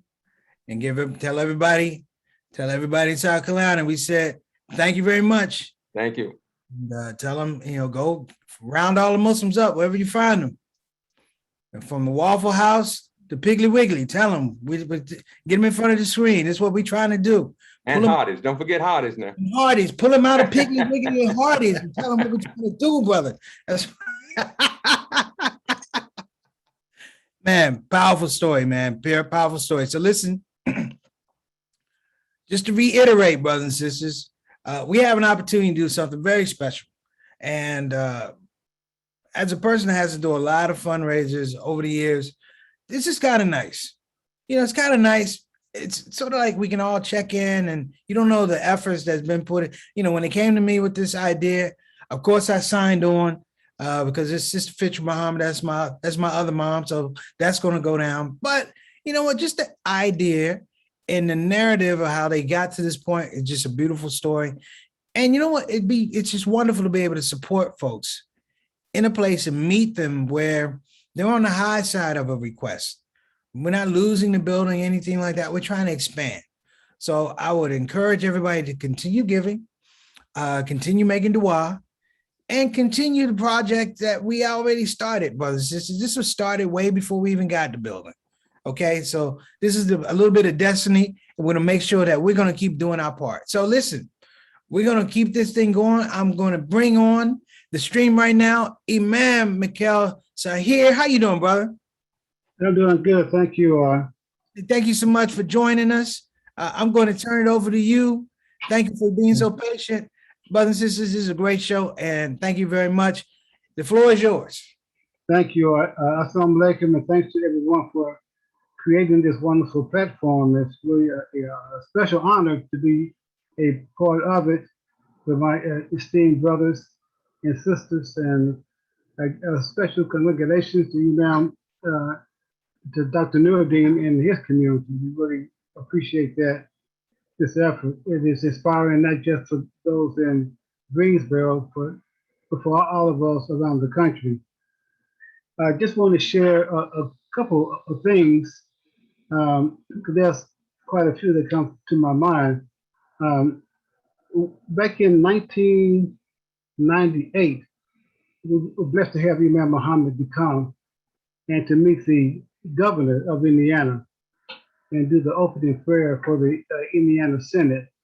And that was a very special day and a special time to have Imam Muhammad be made a quote unquote honorary Hoosier.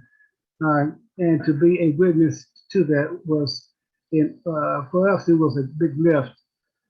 I want to share an experience that we had in June of 1998 in Rome with the Folklore. And Imam Muhammad, it was about 40 of us in this group at this time.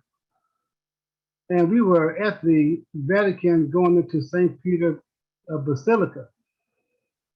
And here we are, we're not too far from seeing images from Wali Ali, we're looking at all these white people hanging on these walls, right?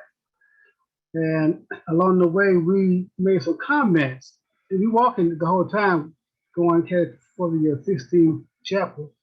And Imam Muhammad, he overheard some of our comments. We're still singing, as I said, images in the back of our mind, right?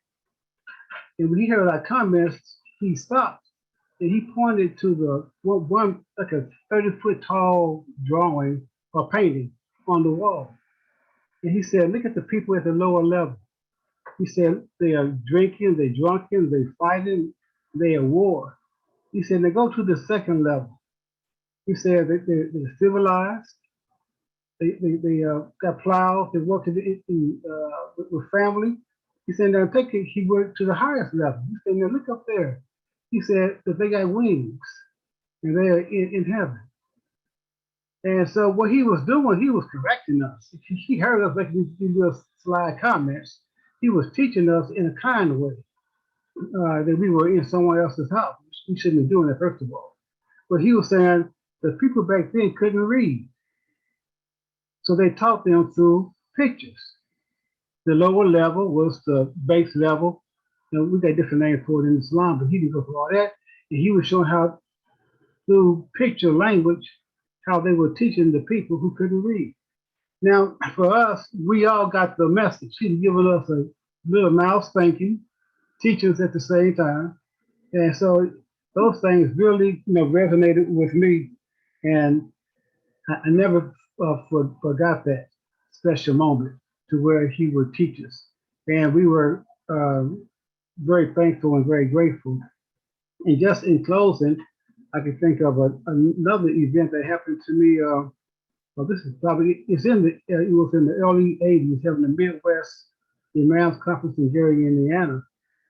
And so me and the brother traveling with me, and Hassan, we had thought that we were going to meet at the Gary Muslim Center. So we went to the Gary Muslim Center just to be told, oh no, but they're downtown. They're downtown at the convention center. So we came back out the building to get into our car, and Imam Muhammad and his security brothers, they pulled up thinking the same thing that we did. And so then we went to tell the Imam, said, no, it's downtown at the Gary Convention Center. Now, the next thing what he said without even pausing, he said, you want to ride with us? I mean, we just froze like, yes. That was the brother Imam that we all know. And we're thankful to Allah for that. I got 10 seconds, so I'm going to pledge $500 as well. Imam Fahim, he said 1,000. I'm giving half 1,000. So we keep it all in their language. Thank you. I appreciate this. Assalamu alaikum. All right. Thank you so much, Imam. We appreciate you. So listen, but I did some computations about our fundraisers. All right. So I did some computations. So we have 171 people in the space. All right. 171 people. If we did $350 a person, that would come out to $57,750. Think about that. I'm setting this up because the brother want to bring up, one of the brothers I'm going to bring up is my little brother. You're going to see him in a minute. But I broke it down just in terms of numbers, just how numbers work and how finance works. But this is a powerful thing. So if we can actually think about that, it doesn't have to be the big donation. We're not looking for $10,000. We ain't looking for $50,000.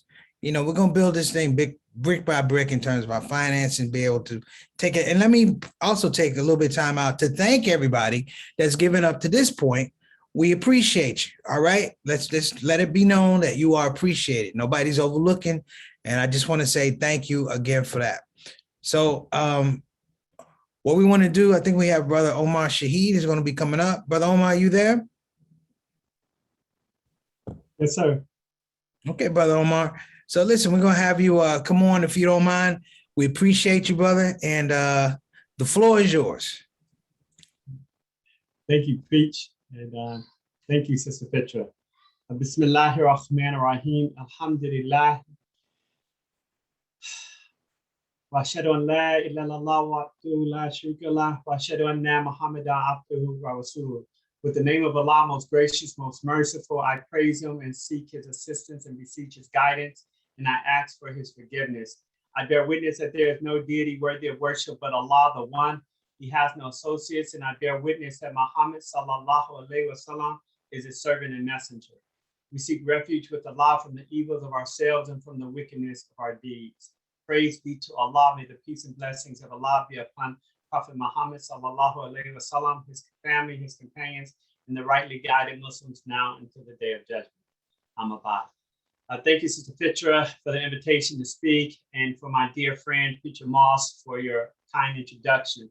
I actually don't have any stories of meeting with Imam Muhammad, although my family was close with him, as my father was a minister in the nation and then an imam under the leadership of Imam Muhammad. And when I mentioned this to Sister Fitra some time ago, she says, no worries. I don't want you to share a story, but what I want you to do is donate money to the WD Mohammed Islamic Center, number one, and number two, encourage others on the line to give as well. So whatever Sister Fitra asked me to do, as she asks other people, we try to do it. So my message this evening is particularly pointed to the members of the business community on the line tonight, the owners of their own companies, executives at companies, those who earn high salaries or in their professions, or those who have funds just sitting around, right? So that's what we'll do this evening, inshallah. Minutes ago, I just donated to the WD Mohammed Islamic Center $5,000. And I encourage others on this call to match or exceed what we gave. Alhamdulillah. Alhamdulillah. May Allah increase each of you who gave this evening or who will give this evening in this life and the next for your donation. Allah mentions charity in the Quran dozens of times. And some of the times that he mentioned giving charity includes Bismillahir Rahmanir Rahim. Allah says in the interpretation, be steadfast in prayer, practice regular charity, and bow down your heads with those who bow down in worship. And that's in Baqarah 243. Allah continues in Baqarah, worship none but Allah, treat with kindness your parents and kindred and orphans and those in need. Speak fair to the people, be steadfast in prayer, and practice regular charity. That's 283. Allah continues in the Quran, be steadfast in prayer and regular in charity. Whatever good you send forth for your souls before you, you shall find it with Allah. For Allah sees well all that you do. That's in 210. And time and time again in Surah Baqarah, Allah mentions charity. Abu Hurairah radiallahu anhu reported that Prophet Muhammad sallallahu alaihi wasallam said, charity does not decrease wealth. Others have said that the Prophet promised that our wealth would never be decreased when we give charity. If we believe our dear Prophet, then we should give as much as we have, as our wealth will never be decreased. In fact, Allah tells us that he will increase the amount that we give by 10 times, 20 times, 100 times or more when we give in charity. And I bear witness that Allah is the truth. Our Prophet sallallahu alaihi wasallam also told us that the Lord's commandment for every one of his slaves is spend on others and I will spend on you. Thus, dear believers, I encourage each of us, each of you to do as Allah has commanded us to do. Spend on others, spend in the way of Allah, spend in order to build an institution like the believers in North Carolina did so that Allah will spend on us. I bear witness that when we give, Allah will increase our wealth. I recall a story that a dear friend shared with me a few years ago that took place during Ramadan when my friend's company was going through some tough times financially, and he even had to lay off some people. He told me that he had gone to the masjid one evening and saw one of his friends and was telling him the difficulty that his company was going through. And his friend responded by telling him to give. And my friend said, well, look, didn't I just tell you that we were having difficulty? And his friend reminded him again to give. And so that evening, my friend went to the masjid and he prayed Tawir Salat, and Allah opened his heart and he walked out and he gave $2,000. My friend told me that he checked his email when he got to his car, and that Allah blessed him with a contract that wound up being $80,000, and he made $20,000 in profit. Thus, Allah had increased his donations by 10 times within a matter of an hour or 2 hours while he was praying Salat. And I ask that Allah increase each one of your donations by 10 or 20 times as much when you give this evening. Thank you, Preach, and thank you, Sister Fitra, for your invitation. All right. Thank you, little brother. I love you. Pleased with you, brother. I appreciate you. Preacher, hold on one second. I have to say thank you to Omar. Omar is one of the businessmen in our community. He is the developer for the Clara in Washington, D.C. When we support the businesses in our community, we can ask them for donations. But I mean, they feel obligated anyway because it is the duty upon us. But you feel in your heart, it's difficult to ask somebody for something if you're not supporting the businesses in our community. So just as we are raising money for this center, we must support the businesses in our community so that we can go to them and ask them for charity. And then they will feel endearment in their heart to give us. So Omar, we are grateful to the collective group that you're a part of, and we hope that everybody on the line will understand the importance of supporting businesses in our community. Thank you so much. Oh, we appreciate you, brother. That's big. That's big. I just gave him the breakdown. Like I was a business guy. I gave him all the numbers, and here you come with big. I didn't even break down what 350 goes into 5,000, brother. I don't have that kind of time. I was a journalism major. I wasn't a business major. I'm just telling you the way it goes. But listen, brothers, sisters, Sister Fitra is right. And I'm going to say this before we bring on our next guest. I'm doing a project called Zakat Curious, just talking about the aspect of Zakat. And what we need to understand is that it's meant for us to give to one another so we create revenue stream that stays in our community. That's right. A lot of times you give and it goes overseas, not that there's a need overseas, but it's meant that the butcher that gives money to the other person that is in need is so that person will come back eventually and buy meat from that butcher. And it means that the revenue stays in, and people, brothers and sisters, you know, they're able to lift their profile financially, and we can do more of what we're doing right now. And it's not a particular ask. It's just we know where the need is and we're able to address the need. So listen, Omar, big ups. I appreciate you, man. As always, humble brother, humble brother. So we're going to bring out, without further ado, we're going to bring on Imam Omar Shaheed. Omar, brother Omar Shaheed, are you there, sir? He's already been on. Sister Fitcher keeps telling me to put him on. I thought he was coming back from Encore. Fitra, you're on mute. Well, she's on mute now. Imam Ronald Shaheed. Ronald Shaheed. Okay. Ronald Shaheed. A lot of Shaheeds here now. You know, is he still with us? Is Imam Ronald Shaheed still with us? There's only one Omar Shaheed now. Yes, we know that. We know that. Is he in the house? Is Ronald Shaheed in the house? He's not here anymore. He was here. Oh yeah. He probably had to go. Probably had to go speak. He didn't. Yeah, he didn't say what his donation was, but he did tell me that he was going to send one. He did tell me that. I could black you so up. We're expecting that. And let me. Preacher, go ahead on. Let Preacher go ahead on and transition and do what he has to do. Okay. Well, listen. Hey, that's my part. I think that's my part of the program, brother. No, you ain't. If not, if you ain't sent your money yet. Yeah, no. Hey, I told you, man. I gotta go. I gotta check my financial advisor. Oh.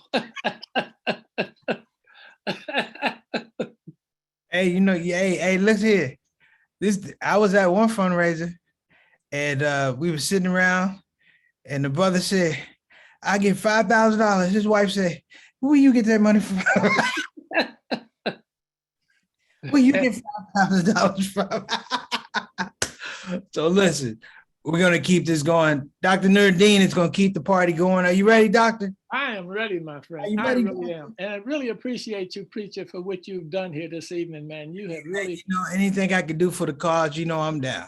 Yeah, man. We I'm have been in charged up with presence this. of stars today. I'm with Fahim. You've had me chuckling since this thing has started. I am in the presence of stars today, and I appreciate you guys inviting me on the stream. As always, man, much love and continued du'as to my brothers and sisters. May Allah bless you and keep you and expand your hearts and your mercy. Ameen. Bismillahir Rahmanir Rahim. Alhamdulillahi Rabbil Alameen. Let me, first of all, before I go anywhere, we want somebody to match Omar Kareem before we go anywhere. Let's match this 5,000 somebody has. So while we're talking, as we move on, I ain't gonna stop here, I'm just gonna move on. Somebody match that 5,000. We've got 500. Imam, I'll donate another 5,000. Oh, so we got 10,000 from Kareem. Okay, so now still asking for the match. We're still asking for the match, but if you can't get to the 10, at least come to the 5. But we're still asking for that. Money is out there, Omar. Ain't no shortage of money. That money is out there. Somebody got that money and somebody's ready to help us right now. Any man Fahim right now. Yeah, somebody's going to help us right now. Somebody's going to send that money. Send man Fahim out there, get that money. Fahim, look, Fahim did spectacular already. Now we got 1,000 from Fahim, so somebody can match that. But let me do this before we go, because tell you about some of this money. Bashir Ali, 500. Abu Qadir, 500. Khalil Akbar from Charlotte, 500. Preacher, 500. Me, 500. Fahim, 1,000. Omar Shaheed, 500. Mikhail Sahir, 500. Abdul Majid Kareem Hassan Islamic Center, 500. 10,000 from Omar Kareem. So now it's your turn, but let me say something to us here, because look, our minds have been expanded here. The Imam has expanded, well, the Honorable Elijah Muhammad opened us up, but the Imam expanded our minds. So we're talking to you right now about our needs. That ain't how Fitra started off. Fitra started off talking about what we want. And that's what people are gonna help us with, what we want. We need a model community. We can't be trying to figure out how we're gonna pay mortgage or pay something every month. Those are just our needs. We're gonna do that. We're gonna make that happen. We need your support to make that happen. But those of you out there on Facebook, those of you out there on Instagram, those of you on all these other platforms, we need your help. We need your money. Look, we got to ask for some money tonight. We need $5 million for this project. We're situated here to do 20, 30, 40, $50 million. We got profit centers everywhere.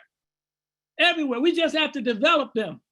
So those of you who are out there, I know you hear me. I know you're listening to me. I'm going to come back at you again. We need 5 million. Now, those of you who y'all stay with us, we need that 500, we need that 1,000, we need that 5,000, that 10,000. But look, we at a point, we can't stay where we've been. We got to go forward. So we need resources, we need money, and we need a lot of it. So let me stop here and take it to this next person, Precious. Yes. Well, I'm just, y'all can see. What an appropriate follow-up, Precious. She is the appropriate one, because believe me, she can touch us, and I expect and pray that God will bless her, that she will touch us here with these little 5 minutes that she got to give us. But y'all know she could go all night. Precious, oh boy, you got the floor. I greet you all with the universal greetings of peace and al-Islam. Assalamu alaikum. Peace be unto you. My name is Precious Rashida Muhammad. I am a public historian who researches, writes, and lectures on engaged lived religion, Islam in America in particular, and who believes in building community through history. It is an honor to be able to speak with you all this evening, to share a story about the leader whose call to humanity for the betterment of humanity continues to have a lasting impact on my life. I was born less than 1 full month after the defining historic moment when Imam W Deen Mohammed faced the threatening winds of emotion that swirled around the inevitable changes to his father's nation, and bravely commenced transitioning the Nation of Islam toward a mission to uplift all of humanity with the dignity, understanding, and universality of traditional Islam. He told the audience confidently that day in February 1975, "This is a house built on strength, divine strength. Let your winds of emotion come against this house. It stands forever." People say that babies can hear in the womb. If that is true, then I likely first heard Imam Muhammad's voice in the womb of my mother as she sat in the audience at that event less than 30 days before I was born. While my father, then a part of the Fruit of Islam, stood on honor guard as Imam W Deen Mohammed spoke and was eventually raised up high on the shoulders of several supporters on the stage from among the community's high-ranking ministers.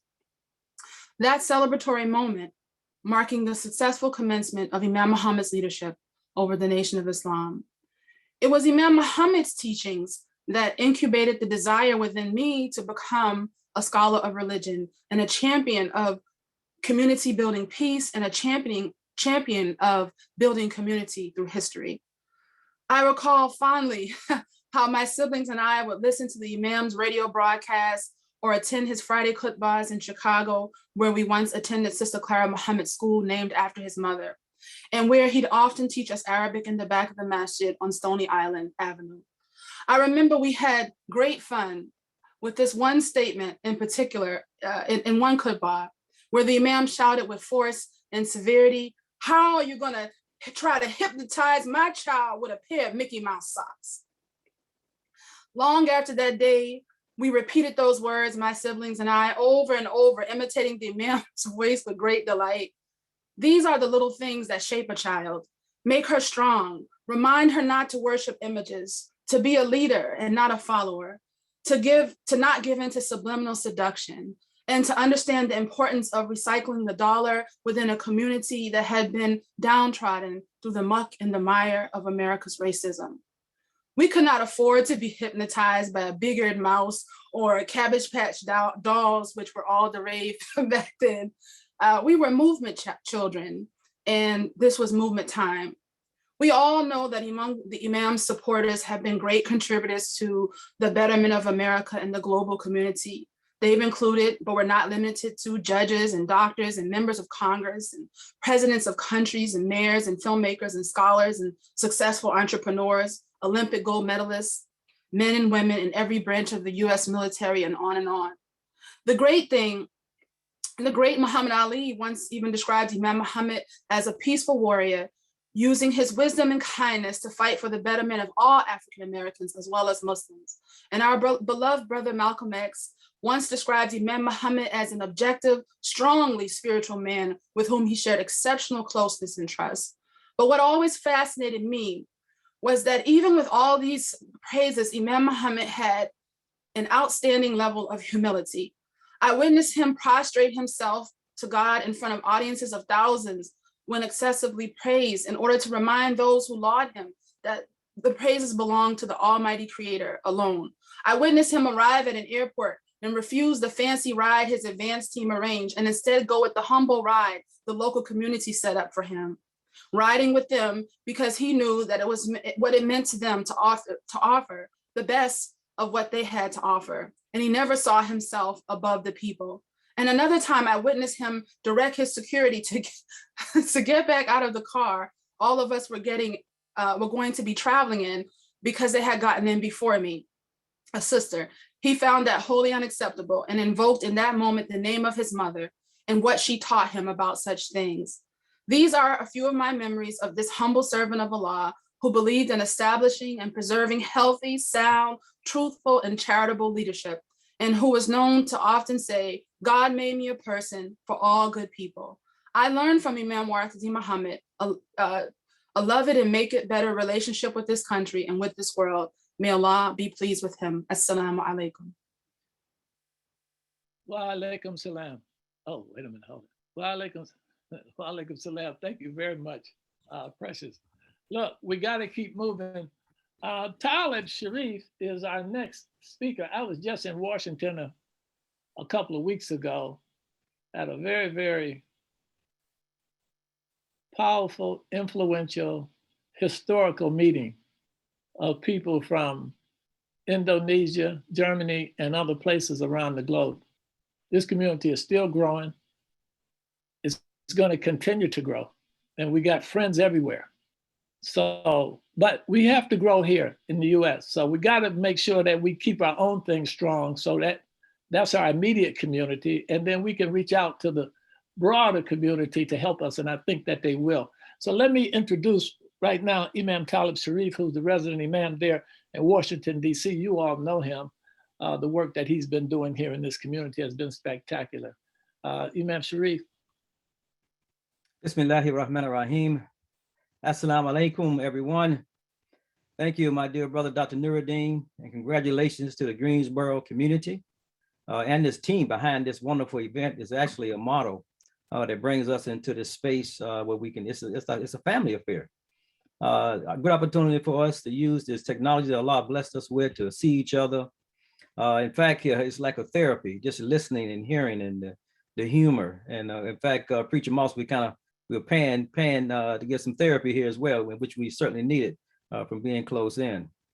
So I'm gonna say a few things about the military, because I first came in personal contact with the Imam while I was in the military. And many of you know I spent 30 years in the military. In fact, all of my personal contact with him, I was a member of the military, which I spent 30 years. And we know that part of the many contributing and continuing benefits to Imam W Deen Mohammed, which we can say Sadaqa Jariyah, that continues, was the perception that he gave us of service to the nation. Now I came in Wilmington, North Carolina, about 72. And of course, we know that the military was not supported, discouraged. And that was my thinking. I was very young, but still that was something that was strong in me, not to be dealing with the military. And when the Imam came in, it was in 1975, I was in middle school. Just can't tell you how young I was, but again, these ideas were strong also because I had an uncle that was had been a Marine and his thoughts on that as well. And so when the Imam picked the flag up, at that time I was in high school.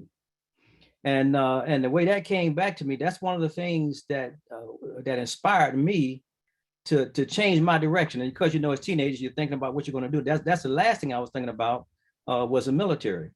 But that is what pushed me to go the military route.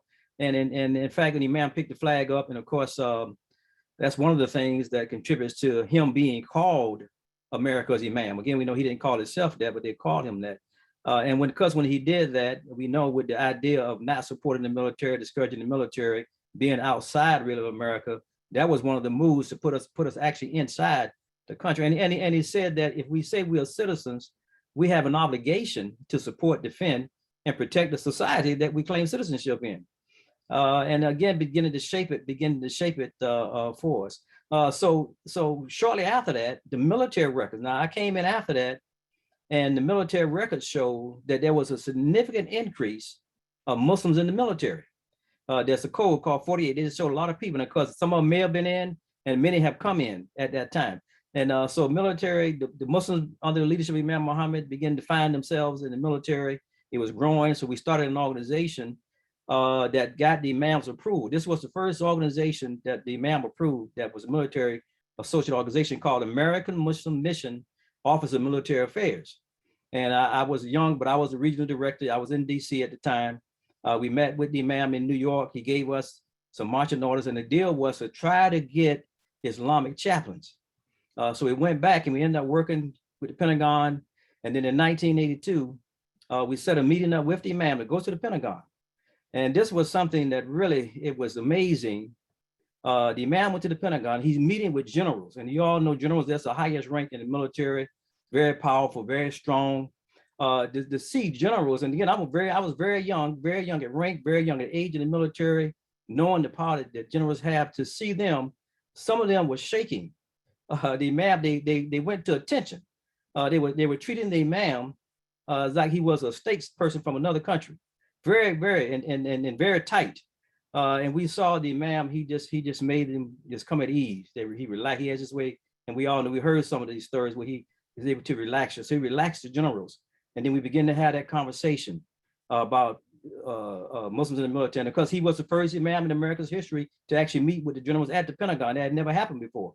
And of course, they now say, okay, Imam Muhammad, you tell us what Muslims, imams should have to be a chaplain, which, you know, we were working with it at that time. Okay, so we left there. And then of course we were working on this. And then 10 years later, Imam Mohammed goes back to the Pentagon. Now this time, the first time he just meets, he's meeting with generals. The second time he goes back was in 1992.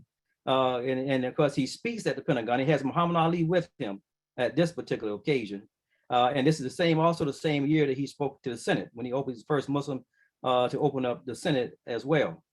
And again, the reception was just amazing how they seen the Imam. And I know the Imam often wanted us to see how others saw him and how we see him. It was the way they treated him, very, very powerful. And again, being a young military person, seeing how these high military ranking people were treating him was amazing to me. Now, just 1 year later, after that 1992 meeting, we had the first chaplain and was a member of Imam Muhammad's community. We know Imam Rashid. And the last thing I want to say, in 1998, I was the president of the Muslim organization, and we wanted to recognize Imam and thank him for all the work he has done to help the Muslims in the military. I was giving him an award, and of course we had Imam to sit on the dais. And so when Imam came, he was sitting at one of the tables out in the audience at first, and because we wanted him at the dais, but we got the word that he said he would sit in the audience until we called him up to give him the award and then hear from him. And so we called him up. I made comments. I presented him the award, and then after the Imam got the award, I think he may have spoke a little bit. He said, I think he may have spoke first, and then I gave him the award. And then he said, and again, this is for me being the type of person. I was in the middle. I was in uniform too, and he said, can I go have my seat now? And that just sounds so innocent, so pure, and so humble. And I'm saying to myself, I said, you the Imam, you can sit whatever you want to say. This is what I'm saying to myself. But that humility, it really touched me. And then of course after that event, we ended up going to dinner, and I'm sitting with him at dinner, and we were able to double the honorarium for him. He gave an honorarium that was agreed upon, and then we doubled that honorarium. And so I went to give him the honorarium. We went to a restaurant called Holgate's, which is one of the places he loved to eat when he came to DC, which was a seafood place. And so I'm going to give him the envelope, and he says, you don't have to give me any honorarium. He said, I want you to take that and help the organization. And then he said, also the tapes from this, you also can use that to help the organization. And again, this was the first time really having some sense of intimacy with him on a personal level, and just seeing his humility, him not driven by money and those kind of things, and really trying to be supportive of the institutions and organizations that we have coming up under his leadership. And of course, we want to applaud what's happening in Greensboro now, which is one of the institutions. We want that to be a strong institution, and it's just a beautiful picture to see us on here helping ourselves and helping each other. And I'm going to join those and put my 500 in with another 500. So that'll be 1,000. You can add that. It'll go. Oh, thank you. Assalamu alaikum. Wa alaikum salam. That's my boss. Yeah, that's what I'm talking about. No, but wait a minute. Whose name is somebody's company Banneker or Banneker? Is that, does somebody have a company? Omar Kareem is Banneker. Oh, that's Omar's company. Okay. Yes. Yeah. Now I just saw the $5,000 in there, and I said, well, wait a minute, hold it. Let me make sure this is Omar, because there may be somebody else matching that money. We're still trying to match this 10,000. If you can't match the 10, match the 5. And let's be conscious of the fact too that we got other people out here, because Amida Abdullah just pledged, or she sent it in, $25. $25. Now that's what we need. Now, those of you out there, that's your number, do that number. You ain't got to do no more than that number, just do that number. If you can do more than that number, do more than that number. But do something. If you can do something, do something. If you can't do nothing financially, just pray for us, because we're there to help us. But if you can, make sure that you do something. But she gave that $25. I want to mention, I know everybody's giving, people giving 1,000 and 500 and 5,000, 10,000, 25. We could use a whole lot of them. Just go to Cash App. Somebody else just gave another 500. Where'd that come from? Who'd that come from? Dr. Nuruddin. Dr. Nuruddin. Sister Fitra. Dr. Nuruddin, I just got this text and preacher asked me to share this. He said, I am so inspired tonight. He said, I haven't performed in Milwaukee for 5 years. I'm going to do a set and they will pay me $500, which I will donate to WD Islamic Center. Allahu Akbar. Alhamdulillah. Very much. It's happening. Look, it's happening, y'all. Me too. Me too. Me Omar. too. Y'all give me a hand. Nuruddin, Yes. Hassan. Nuruddin, Hassan. Los Angeles, Los Angeles. $1,000, man. Oh, yeah. That's what I'm talking about. See, it's happening. It's going. This is our community. There ain't nobody coming. Look, there's nobody coming to save us based on our needs. We got to do what we want, what we got to do for our needs. Our wants, we're outside. We need them to help us from outside. So I know y'all out there. We need $5 million for this project. I know somebody out there got the whole $5 million. Y'all can donate it to us. Y'all know you can big. So help us. Look, let me tell y'all something. I don't do nothing in this community without talking to Imam Kareem. When I told Kareem about this, Kareem said, look, Doc, you can't stay in the comfort zone. You got to get out of the comfort zone if we're going to do this. So this is outside the comfort zone. So I know you hear me on Facebook. I know you hear me on Instagram. And wherever you are out there, I know you can hear me. Sister Aisha, I've been working with Aisha for 35 years now. I've said this on many occasions. I'll say it again here tonight as I introduce you. If you got to go to war and you got to take a woman with you, you take Aisha. And I don't care who you going to fight, you take Aisha with you. Because believe me, she can help you. Aisha K. Mustafa. You got to get off your... Is she there? She is. She has to unmute herself. Oh, there she okay. goes. Assalamu alaikum. I was looking at the schedule. Give me 1 second, please. No problem. Okay, you left out a couple of videos. Where they at? Did we? No, the videos are after. Wait, I think they're after you. No, Sister Aisha, if you're not ready, we'll go to the videos. Yeah, we'll go to the video now. Please do. Okay, go ahead. Okay, so this is another floor, still under construction, but we just want you to see the space, the opportunity that we have here with your help and your donation. We're looking at about 32,000 square feet. Okay, camera crew, come this way. Just to make note that on this floor, we're looking at an education facilities. School.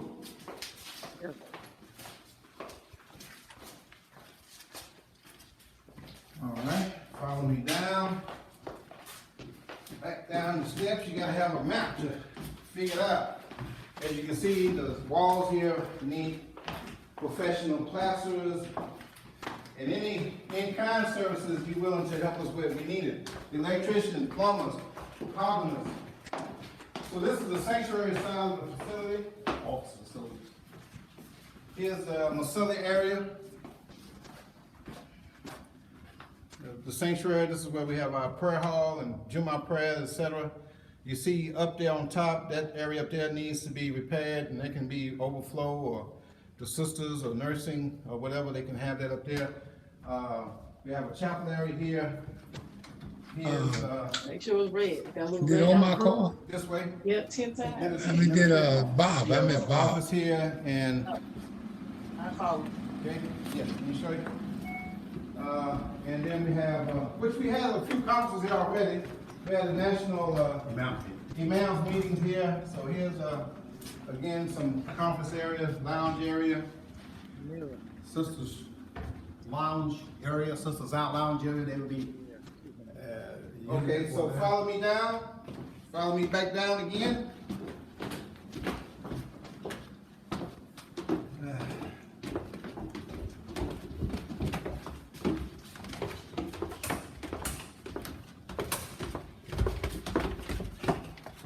There's some lights. Okay, here's another classroom. And this is the pantry. Right now, pantry area we're kind of using for a food pantry. Sorry, the lights is off. So, one of the big Christian organizations donated, I think it was 25,000 pounds? Donated 25,000 pounds of food for our pantry, so it's been a constant, recycle of that. A lot of repairs have been made, a lot of repairs still need to be made. And so now we're gonna take you outside. So follow us outside. Oh, we have another kitchen area here too. Let me just swing open the door for the sake of time. So we have two kitchens here. One licensed, fully commercial, and then this is a satellite kitchen. Upstairs to the house. So now we're gonna go outside.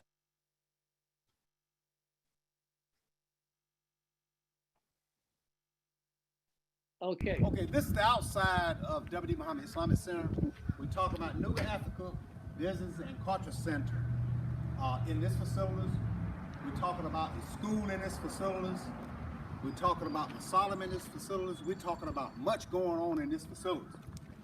Not only that, that when Imam W Deen Mohammed came to Kernersville for the monitor team every year back in 2003, he actually wanted a facility like this.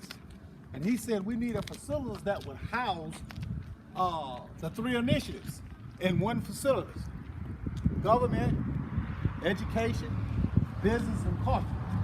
And we have these facilities, and that's why we're trying to do it and make fundraiser where we can be able to pay off and be able to do some things we need to do for this facility. Not only this facility will be just good for Greensboro, it's good for the whole community at large. We're a strong community, and this facility is set on the East Coast, 95, 85, 77, 40 highway. This is where this facility is set, and we gonna be utilizing, as I just made mention, not just for Greensboro, but for the whole community at large.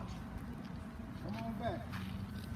So anyway, as you can see, that's a brand new roof there, based on your earlier donations, those of you who donated to help us, and local contractor we had, Muslim brother, Just Do It Right, Brother Lukman.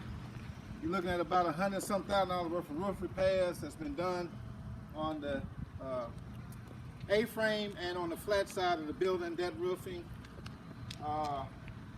We had additional properties that came. We're going to be building some townhomes on this site right here, 5 townhomes. And then on the other side, I hope we get a chance to get to it. I'll show you the other side. So follow me, put your jogging shoes on just a little bit.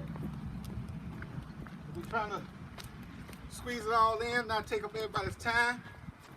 Uh-oh. That's a nice facility. Ali, Boombayay, Ali, Boombayay. So here's the back of the facility. We love to do some urban farming. You know, we're in the food desert. We're talking to some people about helping us with that. Come on, camera crew, put your shoes on. Uh-oh, careful, careful. Careful. Well, like I said, it's a 32,000 square foot space in terms of footage on this property. And if you be turned on, we hope that this will be a hub for the East Coast. Come on, camera crew, you're almost there. That'll take place right here in Greensboro. I want everybody to see what we ask you to help us with. Beautiful opportunity. God sent blessing. And this will be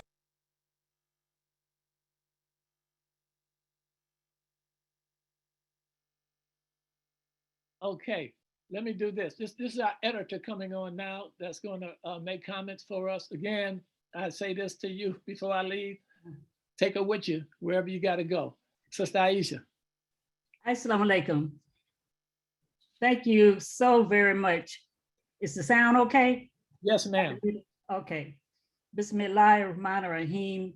Thank you all for this spectacular virtual event. Thank you all for letting us give testimony of what has led and shaped our journeys to Al-Islam. I visited the Imam W Deen Mohammed Islamic Community Center, and it is all of that plus some. I was with gratitude that I went there, and actually was my last trip before the pandemic. And I know she's on the close out the program, but I have to give a special shout out to Sister Amatullah Yamini. You know, I call her my big sister. She's quiet, she's always behind the scene, but she is one of those movers and shakers that always be trying to shake us up. way back. I remember her telling us she don't understand why we don't own property. And with her HUD background, she was always telling us, you can, when you go home, look up this. When you go home, get this. She is a go-getter, but she's a body of knowledge as well. And she's been trying to pass it on to us for years and years. So thank you, Sister Amatullah. I know this is not about me, but like the rest of us, we have to acknowledge, for me, I am who I am because of Imam W Deen Mohammed. I walked into the Temple of Islam in Atlanta in 1974-ish. And in those days, we were searching for something. The Black Panthers had been emaciated. Dr. King had been assassinated. Even after we came through the doors of the Nation of Islam, some of us still weren't quite sure where we were. But then came Wallace Deen Mohammed, who was there to lead his father's followers on to what we began to call the second resurrection. Elijah Muhammad's community was the first resurrection. Imam Muhammad came and took us on into the second. So what were we going to get from Wallace as a leader?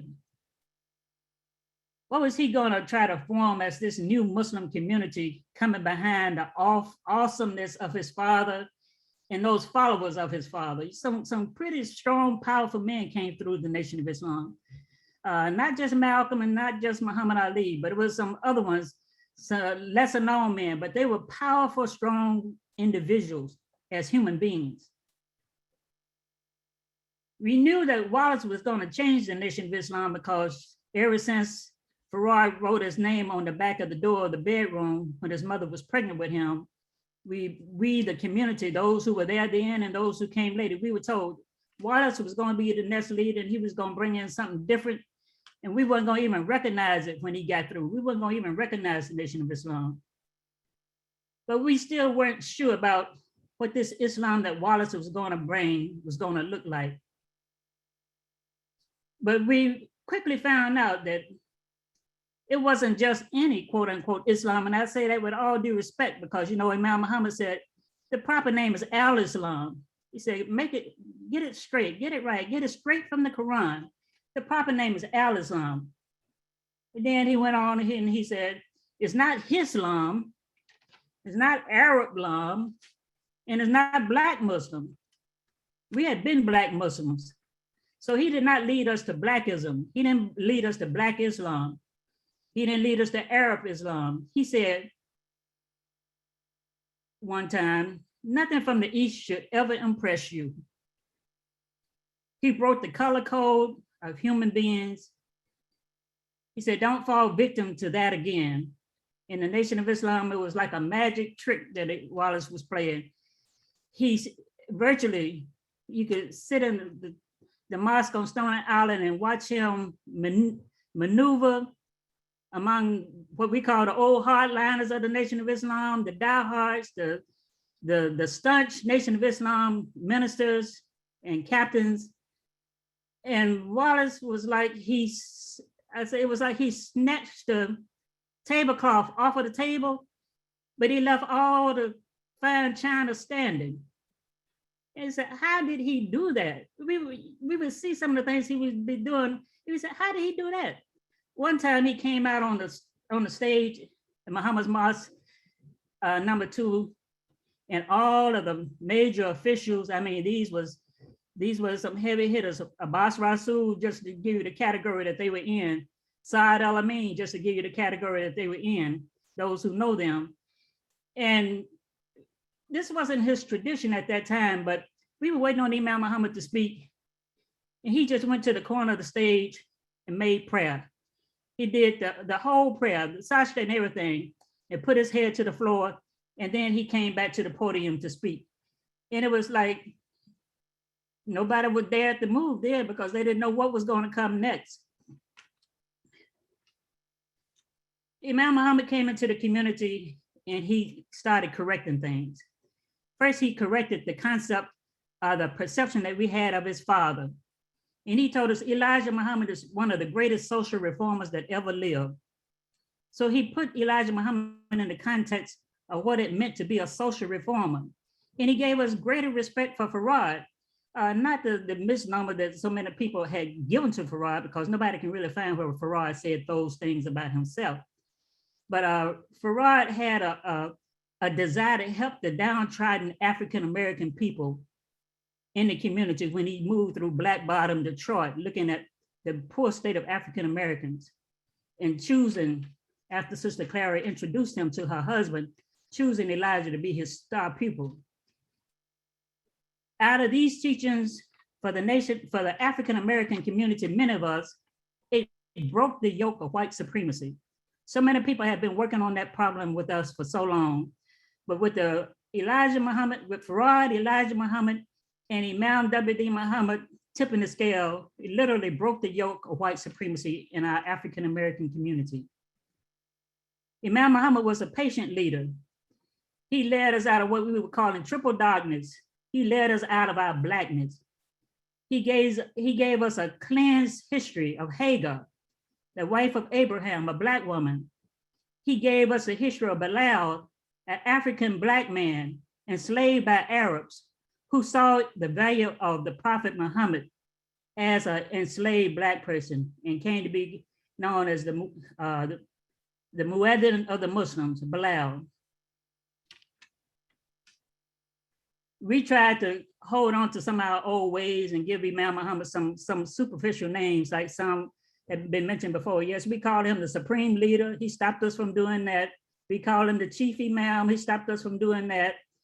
He was called Muezzin. He stopped us from doing that. Then we started calling him the honorable imam. He told us, no, just call me imam. He stopped us from standing up when he came in the room. He stopped us from clapping every time he made a few words. He said, if you have the urge, just say Allahu Akbar. He took ministers and captains and trained them to be imams. And he trained sisters. The imam was a champion of sisters. He had classes that he called instructorship classes, instructresses classes. They were taught the religion where they could go out and teach it again. And he put some of these instructresses, sisters, over sister captains. He named the first Muslim women's group after he came into office, which is now known as CERWIS. The acronym stands for the Committee Enhancing the Role of Women in Society, CERWIS, CERWIS. I was among the instructresses that Imam Muhammad had classes for, and they would send us out throughout the city to teach the religion. And with imams like Ibrahim Kamaluddin, we would go to the projects, we would go to the hardest heart of Chicago and teach the religion. We went into all the prisons. I think we've taught in every prison in Illinois, Terre Haute, Stateville, Menard, Pontiac, and the women's prison, Muncie, as well as the Chicago jail system. My first dream job in the Nation of Islam was transcribing the tapes of Imam Muhammad's lectures. And these were being used for imams' kits. And those transcripts would be like 1, 2, 3 inches deep. And he would send those kits out to the former captains and former ministers. And that would be their lectures, their education for becoming imams. Imam Muhammad taught us man means mind. And sometimes we stop there, but he also, he didn't stop there. He said man and woman means womb of mind. He always included the sisters and all of his teachings and other things that he did. If he started out with an all brothers thing, it wouldn't be long before he would begin adding sisters. The Ramadan sessions first started out with a few brothers that he would have retreats with. And then he added a few sisters, and then he added the whole community. And he said one time, I think these Ramadan sessions are going to rival the conventions. When Imam Muhammad came into office to be the leader of the Nation of Islam, one of the first things he did was amnesty. He sent out a message that everybody who had been put out, quote, excommunicated from the Nation of Islam could come back in. He being one who had also been excommunicated from his father's community twice, he understood that there were many good people who had been put out of the Nation of Islam for various infractions. And he wanted all of them to feel comfortable in coming back into the Nation of Islam. Imam Muhammad renamed the mosque in Harlem, New York, Master Malcolm Shabazz. He put us back on the course of appreciating the value and the status, giving Malcolm the due status that he deserved in our community, in our community's history. He was righting the ship. Again, he helped us to wean ourselves off of Black nationalism, and he led us, and he said, you can be the community of Bilal, and he called us Bilalians. Yes. Let me know when my time is up. Yes. Okay. Just a couple more things. Go ahead. In the early years of his leadership, he would call the pioneer Muslims his stars. I was blessed to go on Hajj with Imam Muhammad in 1977, along with A.K. Hassan, who also described that trip. I was blessed to be a part of his delegation with some other sisters when he went to Saudi Arabia, one of those trips being at the beginning of the Gulf War. And he also took Zubaydah from the Muslim General Office on that trip too, because Zubaydah's son was serving in the military and was stationed in Kuwait. So he took Zubaydah as well on that trip. He met in Israel, Palestine with Yasser Arafat. And that was one of the most memorable trips. The respect that he received from the Palestinians, the Palestinian leader, President Yasser Arafat. Yes. And he brought that history back with us. In closing, Imam Muhammad always directed us to the Quran. He said, read it every year throughout. He directed us to Prophet Muhammad. He said it was the best character, the character of the Prophet is the character that we should live towards. And the Imam was a charitable man. And one of the lasting lessons that he left with us with all of the religious teachings, which is also part of the teachings, he said, and do not forget your share of this dunya. Do not forget your share of this earth. And that's how I remember Imam Muhammad. Thank you. Thank you, Aisha. Really appreciate it. Sister Donna is going to let you know where you can donate at this point.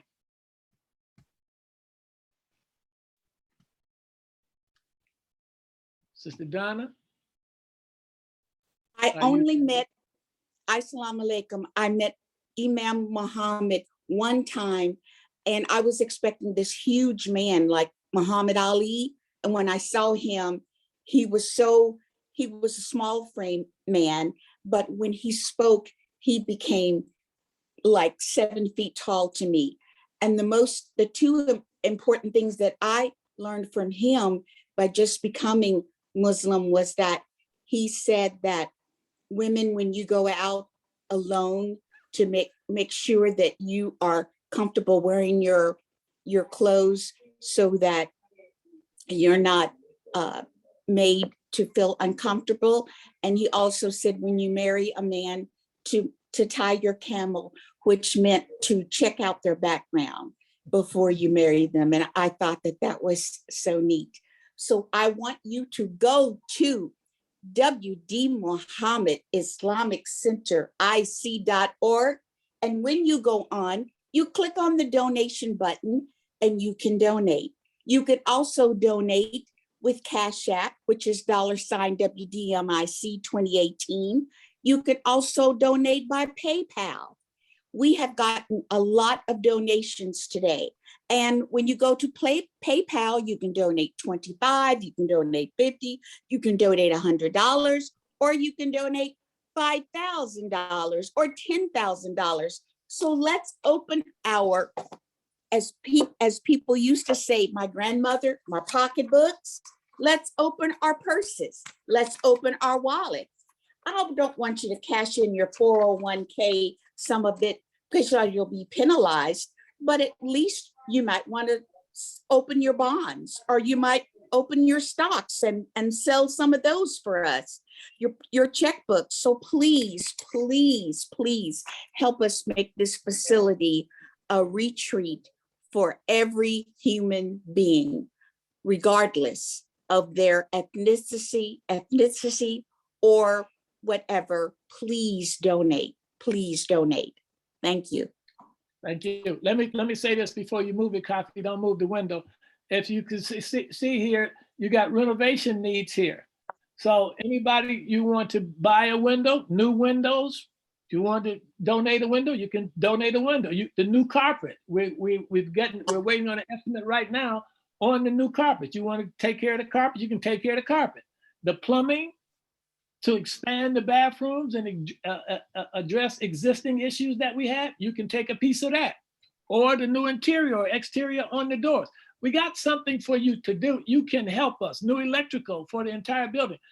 That you can help us. You can plug in anywhere here and just take a piece of it if you choose. Let me introduce this next speaker. Dr. Nuruddin, assalamu alaikum. Yes. Before you introduce the next speaker, I keep sending a text telling everyone that the zip code on the mailing address is incorrect. It's 27405. Okay. Not 27420, 27405.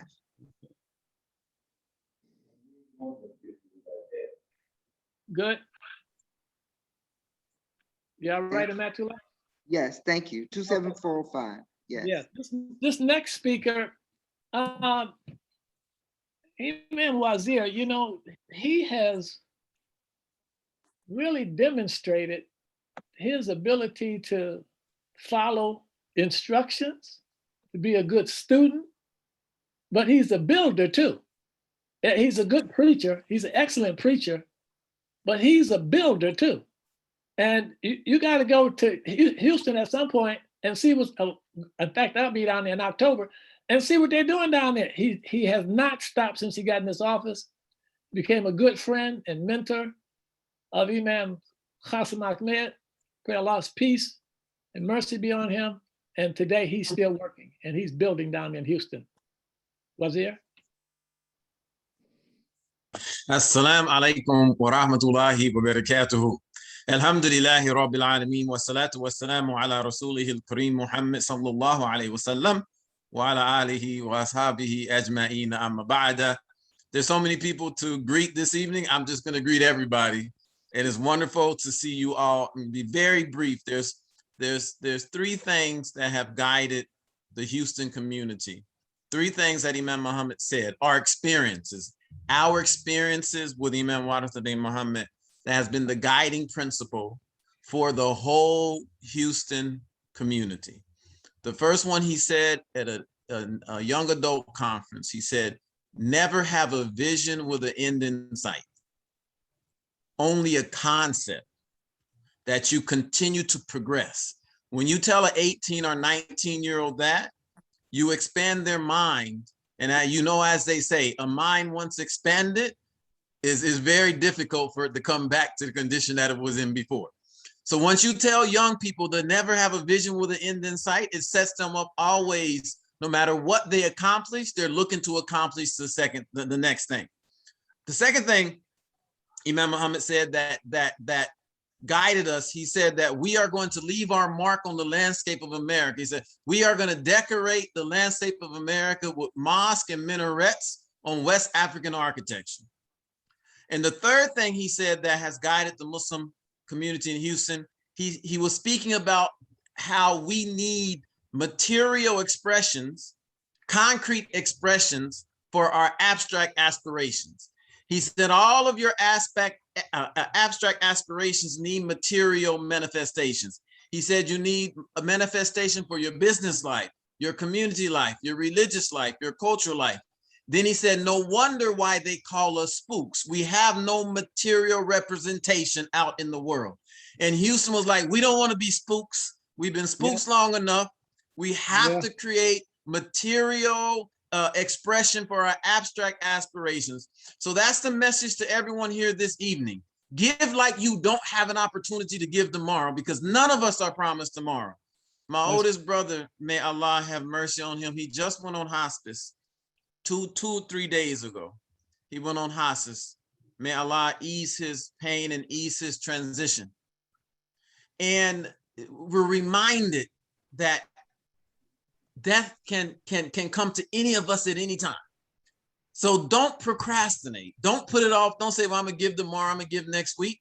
No, tonight is your night. Tonight is your opportunity. Tonight is the chance for you to help materialize the abstract aspirations, the building's already there.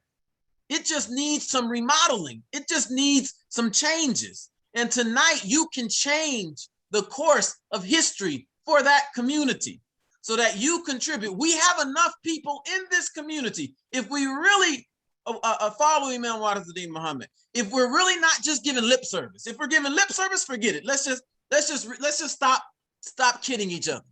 But if we are for real, we could raise $5 million tonight if everybody just reaches down and take your discretionary funds. Take your discretionary funds. There's so many ways that you can give.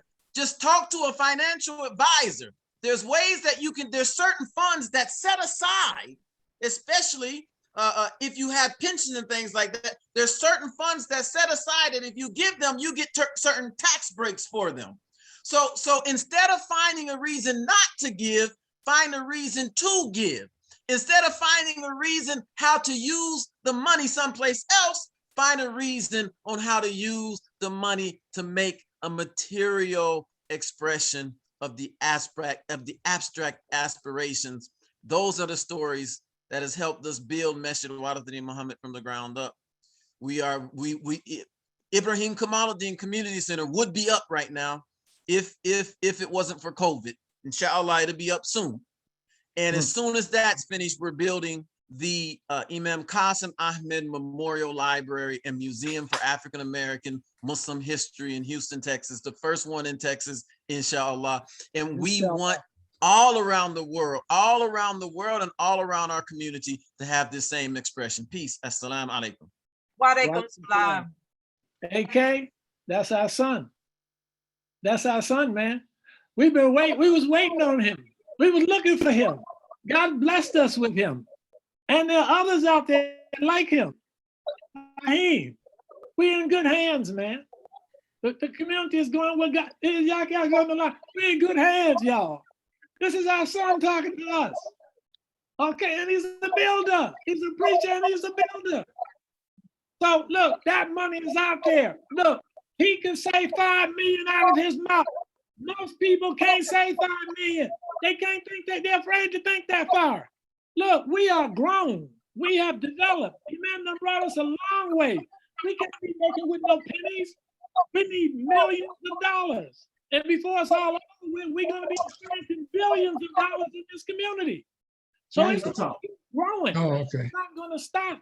It's going to keep growing. So we need you. Those of you who are out there, those of you who are right here with us, you got 25, send that 25 right now. You got 100, send it now. You got 1,000, send it now. Anywhere between there, send it now. But those of you who are out there on Facebook, those of you on Instagram, wherever you at, I know you can hear me. I know you hear me tonight. We need your help. We need your support. We need $5 million in this community. Dr. Nuruddin. $5 million, give what you can give. Dr. Nuruddin, I want us to just, first of all, I want to thank Imam Wazir for being here and taking time out. We want you to know that our hearts are with you. Our du'as are for your brother. We feel your pain and what you are experiencing. But, and I just want to say, I love that background, Imam Wazir, that says study al-Islam. I think you should always put it up when you have your Zooms, because I just think it's a great background. And I pray Allah that the next event like this will be in memory to Imam Qasim Ahmed. May he be in the highest place in paradise, because we have lots of stories to tell about Imam Qasim Ahmed. So inshallah, you will host the next one. And when we share our stories with Imam Qasim Ahmed. Yes. I sound like Nuruddin. Can I jump in here? Yes, come on in. Okay. Apologies to everybody. I'm going to have to check out, but there are two things that I want to do before going. One is you got to get a crypto address. You got to be able to receive cryptocurrency. Yes. I mean, if you can just be pure Bitcoin, that's cool. You don't have to get all exotic. But that $5 million you're talking about, you could be looking at $5 million in a much shorter period of time than you think. And there are people who will give cryptocurrency, myself being one of them, will give that cryptocurrency, and that's gonna grow like flour with yeast in it, man. It's like, it's just a big deal. I'm not gonna stay there, but I am gonna follow Omar Kareem in principle and double my pledge. And so now it's 2,000. So I'm following him in principle. I can't mess with no 10 grand, but I'm coming at you. I'm coming at you, inshallah. I'm gonna leave that 10,000 for Yahya to do, inshallah. Be the big bank, brother. I gotta get out of here. Abdul Kareem Hassan, love you. I love everybody. I love you too. Love you too, man. Love you too. Allahu Akbar. Yeah, do your family our salams, please. I will. Yeah. This has really been wonderful. We got Yak Yak on the line here, y'all. Look, these people been traveling all over the globe. Look. Yak Yak, Abdul Kareem Hassan, Abu Qadir Al-Amin, Sahir, all these people, Omar, they've been all over the world with the Imam, traveling all over the world with the Imam. Look, another thing we're going to do with this, in our Eastern, say this, we want to take this and put it in writing, these stories, and put it in a book. And so that 20 years from now, 30 years from now, 40 years from now, they can go back and review this. Inshallah. We got to look on down the road. We got to look 20, 30, 40, 50 years down the road. What is it going to look like then? What is it going to look like then? That's predicated on what you and I are thinking right now, what we going to do right now. So let's get out of thinking about 1,000. I'm not talking about don't give that. I'm saying get your mind into the $1 million realm. All of us as imams, we should get into the $1 million realm. And when we do these, go out there asking for the money, Wazir.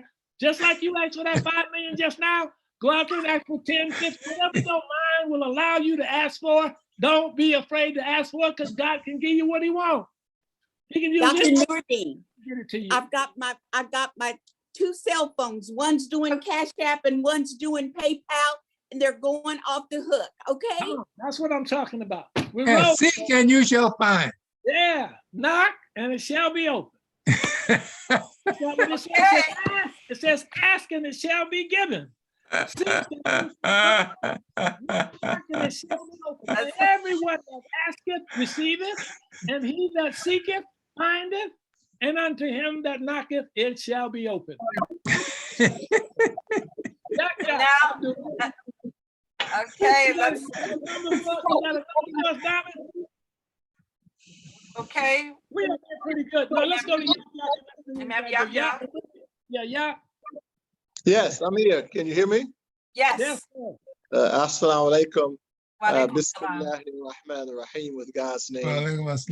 Merciful benefactor, merciful redeemer. Good to see my good friend out there, AK. All right, in LA. Hey, yeah, the world traveler. Yes, sir. Popping after you, following you, big brother. So let me get my 5 minutes in right quick. But to begin this, we thank Allah, and it's such a wonderful effort by the believers there, Amatullah and Fitra Muhammad's brilliant idea to host this event and pull all of us together, and Dr. also hosted. So may Allah bless all of you and your good efforts and everyone's good efforts. And I'm sure tonight does not end this effort. They will say that until it's completed. But let me share something with you from Muhammad the Prophet, then I'll give my story that I want to share with you, man. We have many of them. AK has a ton of them. I have a ton of them, but we only have 5 minutes. So Muhammad the Prophet, sallallahu alaihi wasallam, prayers and peace be upon our Prophet. And this is what I've heard so far when I got on the program about 30 minutes ago. The Prophet is reported to have said, no one's wealth or resources is diminished by donating it in charity. It's not, you don't lose anything. Quite the contrary, he says it's increased. And he said that Allah will return the reward, or reward the donation and the contribution, a minimum of 10 times, 100 times, or even 700 or more. But you get at least a minimum. So you're talking about a return on investment. All of you all who donate that money tonight and going forward, you're getting a minimum of 10 times, not 10%, 10 times whatever you donated. So if you gave $1,000, $10,000 of that will be returned to you. Now, don't see it always in the terms of actual cash money. Fahim mentioned cryptocurrency, but sometimes it comes in the forms of rewards. And it don't always come to us directly. It may come to the children. It may come to the grandchildren. It may come to the generations. And we don't know how that reward and return comes to us. So we don't lose anything. That's what I want you to get from this tonight, that the prophet said, no one's wealth is diminished. By giving it in charity, it's increased. Now, wouldn't we like to be in the position of, I know I would, Jeff Bezos, who gave about 2 weeks ago, now this is one man did this, gave $100 million to Van Jones, 100 million. And he also gave 100 million to the chef. So he didn't even feel it. His wealth, he had so much wealth, he didn't even feel it. It was like giving $10, $100 million. And he told Van Jones, he said, and you could use it however you want. He didn't put any stipulations on the money. So Dr. Nuruddin is talking about how we have to expand our mind, our imagination. And Wazir mentioned no end in sight. So Imam Muhammad told us, he said, his father, Muhammad told him, we want to think as big as the biggest white man. So right now, the biggest white man out there, and we're saying this admirably, is Jeff Bezos. We want to be in a position to give $100 million to one person, another 100 million. This man just did it, and he lives on earth. All right. So let us expand our thinking, our imagination. Now, what I want to share with us about five minutes, the story of Imam Muhammad. I have many of them, but one in particular, in May of 2008, I had been working with him for about 4 years, 3-4 years, on trying to get these suits in China, which we did successfully, alhamdulillah. And over the course of about 4 years, he and I talked at least 3 times a week, mostly on the telephone, unless I was in Chicago, we visited someplace else. But about 15 to 20 minutes each time on the call, about 3 times a week. This was consistent over the course of about 3 to 4 years, 4 years at least. And on this particular day, in May of 2008, 4 months before the Imam passed, the call was unusually long. It was about a 45-minute call. I was in Dallas, Texas. He called me. The suits were en route from China, and he called me and he said, Imam Yahya, he said, if you could see my insides, the inside of me, I'm just dancing. I'm so happy that Allah has blessed us to achieve this success of having our suits manufactured coming in from China. Imam Abu Qadr al-Amina worked on that project with Imam Muhammad. So he said this to me. He said, let me tell you what my main concern is for this community. And he said, before I tell you what my main concern is, my major concern is for our community. Now, remember now, this is in 2008, 4 months before the Imam passed. This was in May, the Imam passed in September. Allah grant him the highest station in paradise. He said, but let me tell you what my concern is not. He said, my concerns that I'm not concerned about this community is us, our belief in God, Tawheed. He said, I have no concerns about that. We will never again worship a false God, worship a man as God. We will never again practice shirk. He said, I'm convinced that's not going to happen to our community. He said, so I'm not concerned about that. He said, I'm not concerned about us being a praying community. We have established the institution of Salah 5 times a day. We're going to pray like all Muslims all over the world. He said, I have no concerns about that. He said, I'm not concerned about us fasting the month of Ramadan. We will fast Ramadan as long as we're on this earth with all the Muslims all over the world. I have no concerns. He said, I'm not concerned about us performing the pilgrimage to Hajj, Mecca. He said, we're going to do that. Chicago will never return back to the place of Hajj or pilgrimage for us. He said, that's not going to happen. We're going to perform Hajj with every Muslim all over the globe. He said, but you notice, Yahya, I didn't mention, he said, I'm mentioning the pillars of Al-Islam. He said, but you notice, I skipped over zakat. I said, yes, sir. He said, the reason I skipped over that one, because My main concern for this community, we don't have enough money. And it sounds similar to what Wazir said. Doc, I just found yesterday, Allah guided me to, and I'm sharing this with all of you on the line, go listen to it, on YouTube, Building Our Life Up. It's a lecture by Imam Muhammad, March of 2005. And he's talking about what we are doing right now. He told me, he said, Yahya, unless we get money, build up our economics, our finance in this community, our community will not grow. It will remain small. He said, that's my main concern, my main interest for this community going forward. We need economics, we need finance, we need money. Until we get it, we're going to be a very small community. So what we're doing here is what Imam Muhammad and what we're doing around the country, not just this effort, the efforts that Doc said, all over the United States of America. But in order for these efforts to be successful, we need to have strong financial base, strong economics, so we can go to one of our businessmen, and we got a few of them on here tonight that donate that money, that'll say, okay, Doc, how much, what do y'all need down there? $350,000. And just like Jeff Bezos wrote a check for $100 million, we should have one businessman in our community write that check for $350,000, $500,000, and don't feel it. Thank you all very much. And oh, by the way, Doc, I just need the information on the PayPal so I can send in my $500. Assalamu alaikum. Wa alaikum salam. 500 from Alhamdulillah. I think we need to know. Oh no, we got a video.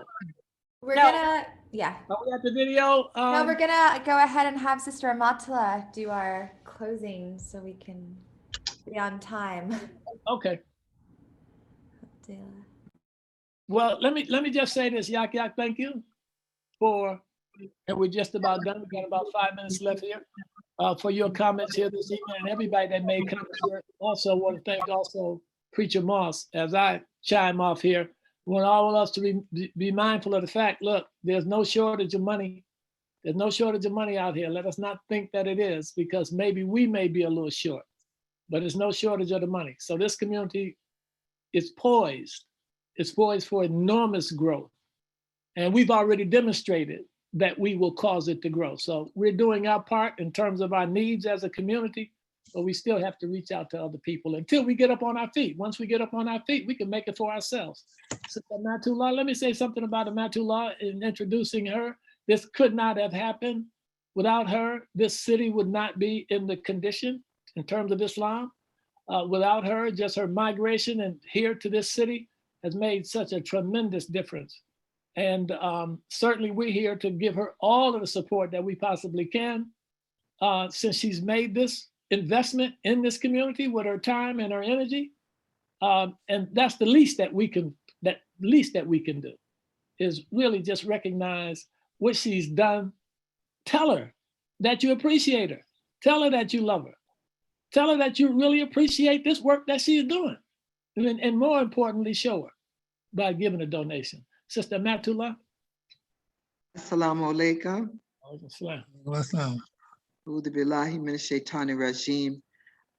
I have some stories that I wanted to share about Imam Muhammad, but I'm going to take my time to tell you all some things about this facility that Allah blessed us with. So a few pioneers came together, and they were sisters in my home, because we realized that we wanted something more. And before that, Dr. Nuruddin, his wife, Sister Connie, Sister Janaki, and I had met and decided that we wanted to do something that dignified our community in Greensboro. We started putting our money together. We raised about $2,000. That's all we had. After I had a heart attack and heart failure, we were online looking for something that that we could purchase, and we had no money. We only had $2,000. So I'm telling you that so anybody that's looking to build a community, Do not be discouraged, because this is whatever Allah has for any of us, that's what he has, and no one can keep it from us. So along came this church, Bessemer United Methodist Church. We saw it online for sale for $495,000. And we didn't question where we were going to get the money from. We went to work. We went to Brother David's business conference and started pleading with the brothers. Come on, brothers, here's something we found. Help us with it. Brother Rasul from Florida came in with $1,000. Brother David pulled a few brothers together to get us $5,000 in total. Brother Rasul said, lock the building down. We locked it down with $5,000. We didn't have any more money. We asked the Methodist Church, would they give us a loan? They said, we have never loaned to anyone before. I sent them information about Imam W Deen Mohammed. To make a long story short, they gave us a loan, the first loan we had. They said, we will invest in you all, and we ask God's blessing on you all to have some success. When we first walked in that building, if you remember, you saw a balcony. Take your mind back to the days of slavery and post-slavery. You know, that's where our ancestors sat, in the balconies. The white people could sit on the floor, but our ancestors had to sit in the balcony. Now here we are owning a facility where now we can not only sit on the floor, we can prostrate our heads on the floor, and praise be to Allah. When we got the church to give us that loan, the tornado hit in Greensboro, and it only hit in East Greensboro, where this facility is. In front of the building, if you remember, you saw a Liberty Bell. Right beside that Liberty Bell stood in brick the name Bessemer United Methodist Church, and the flowers and bushes around it, if you saw the front. Allah subhanahu wa ta'ala, I kid you not, knocked down the sign that said Bessemer United Methodist Church and didn't touch the flowers. And so I'm a great believer in signs. And that let me know, my heart quivered. That let me know this is what Allah wants us to have, not just for Greensboro, but for our entire community. We need to buy facilities like that across the country and name them in honor of our leaders who have helped us, who have taught us, who have given us the language of Imam Muhammad, so we can go throughout the world and do some great, great work. So I'm just saying to you, brothers and sisters, that this was not just an initiative of Amatullah Yamini. A number of believers came forward to help and make this happen. So I'm just saying, as a humble sister, I thank Allah for giving us pioneers here in Greensboro the opportunity to make a difference so our children can have something to look back and say, this was the community that my mother and father was a part of. This is what they brought to the world of Islam. So I just wanted to share that with you all. It's 9 o'clock, 9:01 as a matter of fact. I'd be quiet. And so hopefully, inshallah, I can close us out in prayer. Amini, love you. I love you too, Abdul. I love you too. AK Hassan, you know, I loved you throughout the years. All of you brothers that have, you know, worked hard and soldiered with your little sister and taught her some things to do. I thank Allah for you all. Yes, So, Bismillahirrahmanirrahim. Bismillahirrahmanirrahim. Alhamdulillah Rabbil Alameen. Ar-Rahmanir-Rahim. Maliki Yawmiddin.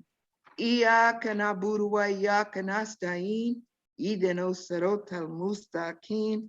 Siratal ladina an'amta alaihim. Ghayril maghdubi alaihim waladhdallin. Ameen. Thank you, Sister Fitra. Thank you. Allahu Akbar. Allahu Akbar. Your ideas Allahu Akbar. and your thoughts. Akbar. May Allah always be with you. For Sister Naima, Sister Hey, Coffee, Nuruddin, all of you all. Thank you all so I much. didn't think I could be here.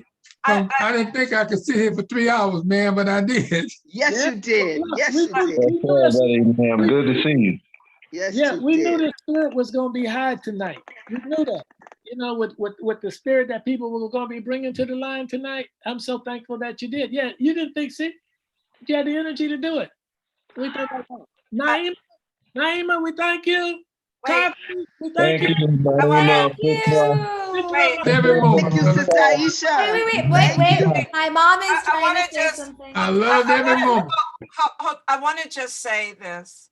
This is from Naima, who is one of our next generation, she and Coffee are on here, and they have devoted their time the last 3 hours to sit on here. And this is what Naima just wrote me. I want you all to hear this. The pioneers, this is the respect. She said, I feel so honored to have been able to help with this program.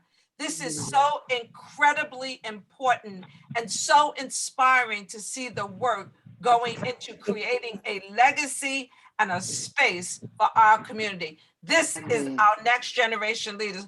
We are so thankful to Allah for them. Yes, we are. Yes, we are. So thankful to them. They will take us forward. Thank you. Assalamu alaikum.